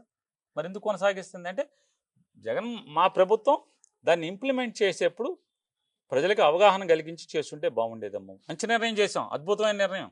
ప్రపంచంలో అత్యంత శ్రేయస్కరమైన అత్యంత పటిష్టమైనటువంటి సర్వే వ్యవస్థ జగన్మోహన్ రెడ్డి గారు మనం చేపట్టారు. లాంగిట్యూడ్ లాటిట్యూడ్ జీపీఎస్ని ఎవరు మార్చలేరు కదా, జీపీఎస్ ద్వారా ఫిక్స్ చేస్తున్నాడు. డిస్ప్యూట్స్ అంటే జనాలకు అట్లా ప్రొజెక్ట్ కాలేదు కదా. ల్యాండ్ టైటిలింగ్ యాక్ట్ మీరు చేసిన సర్వేలు ఎట్లా ప్రొజెక్ట్ అయినాయి అంటే ఏదో జగన్ గారు వాళ్ళ భూములన్నీ కూడా కొలతలు గురించి పట్టాల మీద, వాస్తవం ఏంటి? వాస్తవం కాదు, విష ప్రచారం. అంటే పట్టాల మీద నా పొలం సార్, నా పొలం నా భూమి పట్టా మీద నా పాస్ పుస్తకం మీద మీ ఫోటో ఎట్లా వేస్తారు సీఎంది? సార్ అట్లా అనుకుంటే మీకు క్యాస్ట్ సర్టిఫికెట్ల మీద చంద్రబాబు ఫోటో వచ్చేది, మీ కుల సర్టిఫికెట్ మీద, మీ ఆదాయం సర్టిఫికెట్ మీద చంద్రబాబు ఫోటో వచ్చేది. ఇదేంటి ఆదాయం సర్టిఫికెట్ నాది ఏంటి, మా నాన్న సంపాదన ఏంటి, దానికి సర్టిఫికెట్ చంద్రబాబు అన్న మా నాన్న జీతం ఇస్తున్నాడా అని ఎప్పుడన్నా ఎవరన్నా మాట్లాడారా? ఏమన్నా ఎక్కించగలిగారా? ఎవరన్నా చెడు చెప్పారా? మా కులం ఏంటి, మా కులం ఇది, మా కుల సర్టిఫికెట్ ఎంఆర్ఓ చేసేప్పుడు ఈయనవాడు ఇంకో కులపోడు వచ్చి మా సర్టిఫికెట్ మీద ఇంకో కులపోడి పొట్టే ఏంటి అని ఎవరన్నా కులం భావించారా? ఆ చెడు కూడా ఎవరు చెప్పలా, తప్పుడు ఆలోచన ఎవరు చేయలా. వీళ్ళకి వచ్చింది ఆ తప్పుడు ఆలోచన. పాలకుడిగా నేను ఒక మంచి సిస్టాన్ని తీసుకొచ్చాను, అంటే అద్భుతమైన పటిష్టమైన, మీరు అది చెప్పుకోవటంలో కూడా ఫెయిల్ అయ్యారేమో. నేను అదే చెప్తున్నా. ఎక్కడ మంచి నిర్ణయం తీసుకుని మంచి ఆలోచన చేసి కూడా ఎందుకు ప్రజల్లో మంచిగా మనం భావించేలాగా ఎందుకు చేయలేకపోయాము, ఇట్లాంటి ఉన్నప్పుడు ఆయన సరి చేసుకుంటున్నాం. ఒక ఆంధ్రప్రదేశ్ ఓటర్గా నేను కూడా మీ జిల్లా వాస్తవుడిగా నాకు అనిపించింది ఒకటి చెప్తాను, జర్నలిస్ట్గా కాదు, ఇష్టం వచ్చినట్లు దూషించటం యాజ్ ఎ ఓటర్గా చెప్తున్నా, అది మీకు శాపం అయింది అని అంటున్నాను. నేను ఏమంటానంటే మొన్నటి ఎన్నికల్లో భువనేశ్వర్ గారిని ఉద్దేశించి ఇష్టం వచ్చినట్టు వల్లభనేని వంశీ గారు అలా మాట్లాడటం ఎంత దారుణమైన మాట కదా, ఎవరు యాక్సెప్ట్ చేయరు కదా. అండ్ దెన్ రెండోది పవన్ కళ్యాణ్, అదే వంశీ మోహనం నాది పొరపాటే, అక్కయ్యని అట్లా మాట్లాడటం పొరపాటే. ఆ అక్కయ్య కొడుకు సుమారుగా ఒక 100 యూట్యూబ్ ఛానల్స్తో అతని ఆస్తిలోనే పెట్టించి నా పిల్లల్ని నా భార్యని తిడతంటే తట్టుకోలేక మాట్లాడాను, అయినా కూడా నా మాటలు వెనక్కి తీసుకుంటున్నాను, నన్ను క్షమించి అక్క అని చెప్పి మాట్లాడాడు. అది ఎవరికి అక్కర్లేదు. అంటే ఒక ఏమాత్రం ఇప్పుడు జగన్మోహన్ రెడ్డి గారు ఏమన్నా అనిపించాడా? జగన్మోహన్ రెడ్డి గారు పక్కన కూర్చుండగా అసెంబ్లీలో వంశీ మాట్లాడా? జగన్మోహన్ రెడ్డి గారు బహిరంగ సభలో కూర్చుంటే వంశీ అన్న ఆ డయాస్ మీద నుంచి అన్నవరం వెళ్తే మాట్లాడా? అతను ఒక ప్రైవేట్ యూట్యూబ్ ఛానల్కి ఇచ్చిన ఇంటర్వ్యూలో అది మాట్లాడాడు. అది జగన్మోహన్ రెడ్డి గారు చూడాలని రూల్ లేదు కదా, ఆ జగన్మోహన్ రెడ్డి గారు ఏం చూడలేదు కదా. అంటే మీకు ఇక్కడ లాజిక్ చెప్పండి. మీరు కూడా ఆ రోజు అసెంబ్లీలో ఉన్నాను. నేను జర్నలిస్ట్గా అడగట్లే, ఇక్కడ పబ్లిక్గానే అడుగుతున్నా. ఆ రోజు చంద్రబాబు గారు అసెంబ్లీ నుంచి నమస్కారం పెట్టి వెళ్ళిపోయిన రోజు నేను 45 ఏళ్ల నుంచి పరువు కోసం బతుకుతున్నాను, నా పరువు తీశారు వాళ్ళు, నా భార్యను ఉద్దేశించి దారుణంగా మాట్లాడారు. ఆ రోజు అంబటి రాంబాబు అసెంబ్లీలో, అంబటి రాంబాబు ఆ రోజు అసెంబ్లీలో ఏమన్నారు, మాధవ్ రెడ్డి గురించి కూడా మాట్లాడారు అన్నమాట. తర్వాత లోకేష్ ఎవరికి పుట్టారు అన్నమాట అసెంబ్లీలో ఎమ్మెల్యేలు అన్నది రికార్డెడే కదా. లోకేష్ ఎవరికి పుట్టారని పొరపాటు రికార్డెడ్ ఉన్నాయి కదా. అనలేదు మీరు, రికార్డ్ ఓపెనే, నేను అన్నాను అది అనలేదు. రెండోది మీరు ఇంతగా మాట్లాడుతున్నారు కదా, సీమరాజు అనే ఒక ఎదవ, వినండి, అసలు నా భార్యకి ఏం సంబంధం? నా భార్య గురించి అసభ్యంగా అసహ్యంగా ఒక తోటి ఆడమనిషి గురించి మాట్లాడినంత అసహ్యంగా మాట్లాడాడు. అటువంటి ఆడితో నువ్వు అంటే బాగా మాట్లాడావు అని చెప్పి చంద్రబాబు ఇట్ట ఫోటో దిగాడు, ఈ మధ్య సీఎం అయ్యాక దిగాడు. దాని అర్థం ఏంటి? అదే చెప్తున్నా, మీ భార్యనంటేనేమో అనకూడదు ఎవరు, కానీ ఊరందరి భార్యని నువ్వు అనిపిస్తావు. వంశీని ఎప్పుడు కూడా జగన్మోహన్ రెడ్డి గారు బాగా మాట్లాడే వంశీ భలే మాట్లాడేవని అనలా. తెలియదు ఆయనకి. అసెంబ్లీలో ఆయన అడిగాడు, ఏంటి అసలు ఈ గొడవ ఏంటి, రచ్చ ఏంటి, ఇదంతా ఏం జరుగుతుందని ఆయన అడిగాడు. అసలు ఏంటిదంతా అంటే అప్పుడు ఇదంతా జరిగిందని చెప్పారు. కానీ అది మీకు డ్యామేజ్ అవ్వలేదు ఎన్నికల్లో? ఎవరని ఆ మాట సార్, ఆ మాట మీ పార్టీకి డ్యామేజ్ అయిందా? జరిగిందా లేదా ప్రజలు చెప్పాలి. జరిగిందా లేదా ప్రజలు చెప్పాలన్నా. అంటే వంశీ అన్న మాటని అదే ఒక ప్రైవేట్ యూట్యూబ్ ఛానల్లో మాట్లాడిన దాన్ని వైఎస్ఆర్ కాంగ్రెస్ పార్టీకి జగన్మోహన్ రెడ్డికి ఆపాదించి తప్పుడు విష ప్రచారం చేశారనేది మేము చెప్పే మాట. అది జగన్మోహన్ రెడ్డి గారి ఆలోచన కాదు, జగన్మోహన్ రెడ్డి గారి సంస్కారం కాదు అట్లా మాట్లాడించడం. వంశీ వెంటనే దాన్ని నాది తప్పు అక్క, ఇట్లాగే చెప్పాడు, అక్క నాది తప్పు నిన్నంటాం, కాకపోతే నీ కొడుకు నా కూతుర్ని భార్యని తన సొంత యూట్యూబ్ ఛానల్ ద్వారా పోషించే యూట్యూబ్ ఛానల్ ద్వారా వాళ్ళని తిట్టించాడనే తప్పుతో మాట్లాడాను, అయినా అది పొరపాటే, వెనక్కి తీసుకుంటున్నాను, నన్ను మన్నించమని మాట్లాడాడు. మన్నింపు కన్నా పెద్ద శిక్ష ఏముంటుంది అన్న? నన్ను మన్నించండి నేను పశ్చాత్తాపడతాను. పశ్చాత్తాపానికి మించి ఇంకేమైనా ఉంటుందా?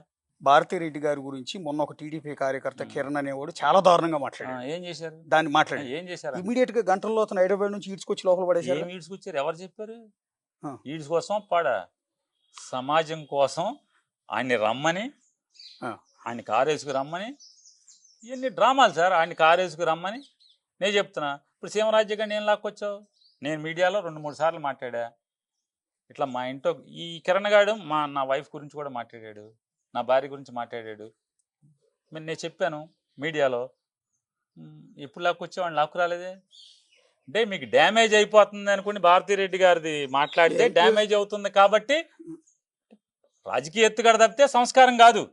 సంస్కారం అయితే నేను కంప్లైంట్ చేసినప్పుడే మీరు కంట్రోల్ చేస్తారు కదా. చంద్రబాబుది సంస్కారమే, నిజమైన సంస్కారమే, నటన కాదు, రాజకీయ ఎత్తుగడ కాదు, అతను చాలా బాగా స్పందించాడనేది నిజమైతే, మీరు చెప్పేది కిరణ్ గారిని అరెస్ట్ చేయడంలో అది నిజాయితీతో కూడిన అరెస్ట్ అని మీరు నమ్మేదైతే, నేను కంప్లైంట్ చేశాను, నేను మీడియాలో మాట్లాడాను, వీడియోలు చూపించాను. సీమరాజా గారు ఆ కిరణ్ గారు నా భార్య గురించి అంత అసభ్యంగా మాట్లాడారో అని నేను ఇద్దరి గురించి చెప్పాను. ఏం చేసావు? ఈ రోజుకి ఆడి మీద భుజం మీద ఫోటో వేసి దిగావు తప్పితే సీమరాజు గురించి అంటే జగన్మోహన్ రెడ్డి గారి భార్యను అనేప్పటికీ విపరీతమైన అంటే బాహుళ్యంలోకి విపరీతంగా చొచ్చుకుపోయి నీకు నష్టం జరుగుతుంది అనేటువంటి ఎత్తుగడతో ఆయన్ని తీసుకురావడం తప్పితే, నీకు నిజంగా సంస్కారం ఉంటే నా భార్య గురించి వాళ్ళిద్దరూ మాట్లాడినప్పుడు ఈ రోజుకి నువ్వు భుజం మీద ఫోటోలు వేసి దిగుతున్నావు తప్పితే ఏం చర్యలు తీసుకున్నావు అని చెప్పి. మీరు అన్నట్టు ఆ రోజు లాగా జగన్మోహన్ రెడ్డికి నటించడం చేత కాదు, ఆయన వంశీతో తిట్టించి మళ్ళీ డ్రామా ఆడటం అతనికి చేత అయితే, నిజంగా చంద్రబాబు లాగా డ్రామా ఆడటమే నిజమైతే వంశీని దమా 4 బాది రాసుకెళ్ళి అని చెప్పి ఇట్లాగే డ్రామా చేసేవాడు ఏదో కంట్రోల్ చేస్తుంటే బాగుండేది కదా. ఏం చెప్పాడు? చెప్పాడు వంశీ అది మాట్లాడటం తప్పు, అతను వెనక్కి తీసుకోమని ఆయనే చెప్పాడు జగన్ గారే. చెప్పకపోతే వంశీ వెనక్కి తీసుకుంటాడా? చివరిగా ఒక్క మాట అండి, అంటే బేసిక్గా ఇప్పుడు రెడ్ బుక్ని చూస్తే మొత్తం వైసీపీ నాయకులందరికీ కూడా కొంతమందికి ఏమో గుండె జబ్బులు వస్తున్నాయి, ఆపరేషన్ చేయించుకుంటున్నారు, ఇంకొంతమంది ఏమో పారిపోతున్నారు, ఇంకొంతమంది ఏమో వణుకు పుడుతోంది అని లోకేష్ గారు పదే అంటూ ఉన్నారు. నిజమేనా అది? నిజంగా రెడ్ బుక్ని చూసి వైసీపీ నాయకులు వణికిపోయే పరిస్థితి ఉందా? లోకేష్ గారు గన్నవరం పాదయాత్ర మీటింగ్లో ఆయన మాట మాట్లాడారు. వంశీకిను గుడివాడ ఎమ్మెల్యేకిను గన్నవరం ఎమ్మెల్యేకి కాదు, మీకు వీడియో చూసుకొని కొడితే వస్తుంది అంటే వెంటనే కొడాలి నాని అన్నారు. బాబు రోజు మా పని మేమే చేసుకుంటున్నారు, నువ్వు వచ్చి పోయించేదేముంది, రోజు మా పని మేమే చేసుకుంటున్నాం కదా. ఇప్పుడు కొడాలి నానికి ఎప్పటి నుంచో ఆర్ట్ బ్లాకులు ఉన్నాయి, దాన్ని అశ్రద్ధ చేశాడు. అంతేగాని ఒక్కసారి మూసుకుపోతాయి ఏంటంటే అమ్మ లోకేష్ పుస్తకం వచ్చిందని చెప్పని మొత్తం రక్తాణాలు మూసుకుపోతాయా? డ్రామాగా నాటకంగా బాగానే ఉంటాయి డైలాగులు, కానీ వాస్తవం సైన్స్ ఏంటి? బ్లడ్లో కొలెస్ట్రాల్ కొంచెం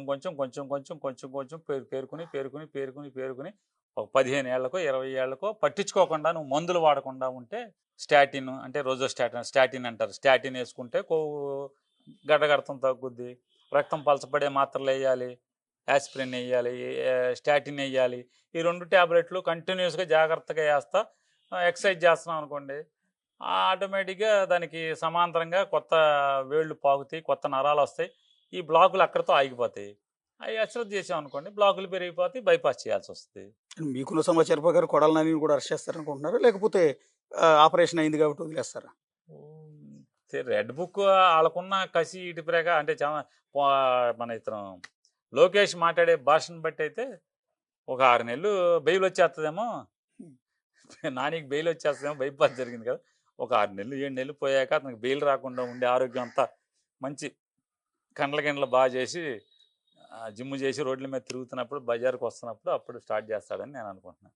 అంటే చర్చకు వచ్చిందో లేదో నాకు తెలియదు, కానీ వైఎస్ఆర్ కాంగ్రెస్ పార్టీ అధికారంలో ఉన్నప్పుడు కొంతమంది నేతల నోటి దురుసు, అది వల్లభనేని వంశీ కావచ్చు, జోగి రమేష్ కావచ్చు, అంబటి రాంబాబు కావచ్చు, రోజా కావచ్చు, లేకపోతే కొడాల నాని కావచ్చు, చంద్రబాబు నాయుడు లాంటి వ్యక్తిని, లోకేష్ లాంటి వ్యక్తిని పప్పుగాడని, ఆ నా కొడుకు, ఈ నా కొడుకు అని ఇలా సంబోధించడం, ఇదంతా జనాల్లోకి నెగిటివ్గా వెళ్ళింది కదా. మీరు ఆ రోజు కంట్రోల్ చేసుకుని ఉంటే ఇలాంటి పరిస్థితి ఉండేది కాదు కదా అని ఒపీనియన్, చాలా మంది ఒపీనియన్. సంస్కృతి 2014-19 మధ్యలో చంద్రబాబు నాయుడు ఈ దుష్ట సంస్కృతిని ఈ రాష్ట్ర రాజకీయాలకి ప్రవేశపెట్టిన తర్వాత ఇవన్నీ కూడా అస్త్రాలు అయిపోతున్నాయి.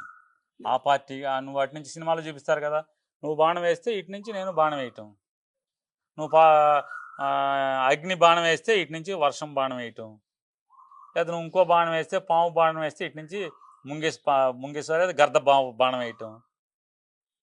రాజకీయాల్లో ఈ విష సంస్కృతి, ఈ తిట్ల సంస్కృతి, ఈ అసభ్య పదజాల సంస్కృతిని ప్రవేశపెట్టినోడు చంద్రబాబు. ఇవాళ ఈ వ్యవస్థ పాడవటానికి, ఈ రకంగా అసభ్య పదజాలాలతో రాజకీయ నాయకులు మాట్లాడుకుంటాకి, ఒకరినొకరు తిట్టుకుంటాకి నాంది దాన్ని ఉద్ధరించినోడు చంద్రబాబే. ఇవాళ అందరం అనుభవిస్తున్నాం. అన్ని పార్టీలు తప్పట్లేదు. ఆడు బూతులు తిడితే ఇటు బూతులు, అంటే బూతులు తిట్టేవాడు ఎవరు లేడా? తెగదిట్టాకున్నారు, పచ్చి బూతులు తిట్టేవాడు. అది యాక్సెప్ట్ చేస్తాం. కాబట్టి ఇవన్నీ ఇప్పుడు లోకేష్ ఇంకొత్త సాంప్రదాయం తీసుకొచ్చాడు. యూట్యూబర్లకి జీతాలు ఇచ్చి వాళ్ళ ఇళ్ళల్లో వాళ్ళని అసభ్యంగా బూతులు తిట్టిస్తాం. చంద్రబాబు ఒక విష సంస్కృతికి ఆయన నాంది వాక్యం పలికితే, లోకేష్ మరొక విష సంస్కృతికి ఇంకా దిగజారి ఇంకా హీనమైన సంస్కృతికి ఆయన నాంది పలికాడు. అంటే ఇవన్నీ ఎక్కడికి వెళ్తాయో రాజకీయాలు, ఆంధ్రప్రదేశ్ రాష్ట్ర రాజకీయాలు ఏ స్థాయికి దిగజారుతాయి కూడా మన చేతుల్లో లేని పరిస్థితిలోకి వచ్చేస్తాను. మీరు చంద్రబాబు నాయుడు అరెస్ట్ చేయించారు ఆ రోజు. అంతకుముందు జగన్మోహన్ రెడ్డిని సోనియా గాంధీతో కలిసి లాలూచి పడి అతను అరెస్ట్ చేయించాడు 16 మాసాలు. సరే, ఓకే, అప్పుడు అరెస్ట్ చేయించారని రివెంజ్తో చంద్రబాబు నాయుడు మొన్న అరెస్ట్ చేయించారు. రేపు ఇక్కడతో అయిపోతే దెబ్బకి దెబ్బ అయిపోయిందంటే అయిపోయింది. రేపు మళ్ళీ జగన్ అరెస్ట్ చేయించాడు కానీ మళ్ళీ ఖచ్చితంగా చంద్రబాబు అరెస్ట్ చేస్తారు. మీకు ఆ సైన్ చంద్రబాబు నాయుడు గారు జగన్ గారిని అరెస్ట్ చేయిస్తారు అని మీరు చంద్రబాబుని అడగాలి. పొద్దున ఇల్లు వచ్చినట్టు ఆయన అడగాలి, నన్ను అడుగుతారు, నాకేం తెలుసు. అంటే నేనేది ఏంటంటే మొన్న ఆఫ్ ది రికార్డ్ బాబు గారు మాట్లాడింది ఊహాజనితమైన కదా సార్. బాబు గారు మొన్న ఆఫ్ ది రికార్డ్ ఒక మాట అన్నారు, నన్ను అరెస్ట్ చేయించారు కాబట్టి నేను జగన్ అరెస్ట్ చేయించను అని. అంటే మీకు ఆ రాజకీయ ఎలక్షన్ కి 1 year ముందు చంద్రబాబు లాంటి వ్యక్తిని అరెస్ట్ చేసి జైల్లో పెడితే ఆయనకి సింపతి వస్తుందన్న విషయం మీరు ఎందుకు గ్రహించలేకపోయారు? మీలాంటి సీనియర్లు ఎందుకు సలహా ఇవ్వలేకపోయారు? బేసిక్గా ఏంటంటే చంద్రబాబు నాయుడు గొప్ప నటుడు అండి. ఇది నేను చెప్పలా, సాక్షాత్తు పిల్లనిచ్చినట్టు రాజకీయాల్లో వెన్నుతట్టి పోషించినటువంటి నా నందమూరి తారక రామారావు గారు చెప్పాడు, నా అల్లుడు నాకంటే గొప్ప నటుడు అని. రామారావు 10 మంది రామారావు గారు కలిసి వచ్చిన, 10 మంది ఎస్వి రంగారావు కలిసి వచ్చిన చంద్రబాబు నటనతో ఎవడో సరిపోడు. ఇవన్నీ ఎత్తుగడలు ఉన్నాయి, రకరకాలు చెప్తున్నారు. ఎవరో మొన్న ఒక ఆయన సుప్రీంకోర్టు ప్లేటర్ గారు చెప్తున్నాడు, రాష్ట్ర గవర్నమెంట్ అరెస్ట్ చేస్తే బెయిల్ తొందరగా వస్తుంది, ఈడీ అరెస్ట్ చేస్తే ఈడీ చట్టాలు టైం పడుద్ది అని ఒక ఆయన అభిప్రాయం చెప్తున్నాడు. ఎక్కడో టీవీ విశ్లేషణ చూశాను నేను. అంటే బహుశా ఇది చేయకుండా నేను పెద్ద పద్ధతిని అట్నుంచి అరెస్ట్ చేస్తే దెబ్బేది మోడీకి పోద్ది కదా అని అన్నా చూస్తున్నాడేమో మనకు తెలియదు. ఎంత డ్రామానే, ఎంత పెద్ద నటుడు ఆయన. థ్యాంక్ యూ నాని గారు. ఇది మాజీ మంత్రి పేరు నాని గారితో బిగ్ ఇంటర్వ్యూ. చూస్తూనే ఉండండి బిగ్ టీవీ.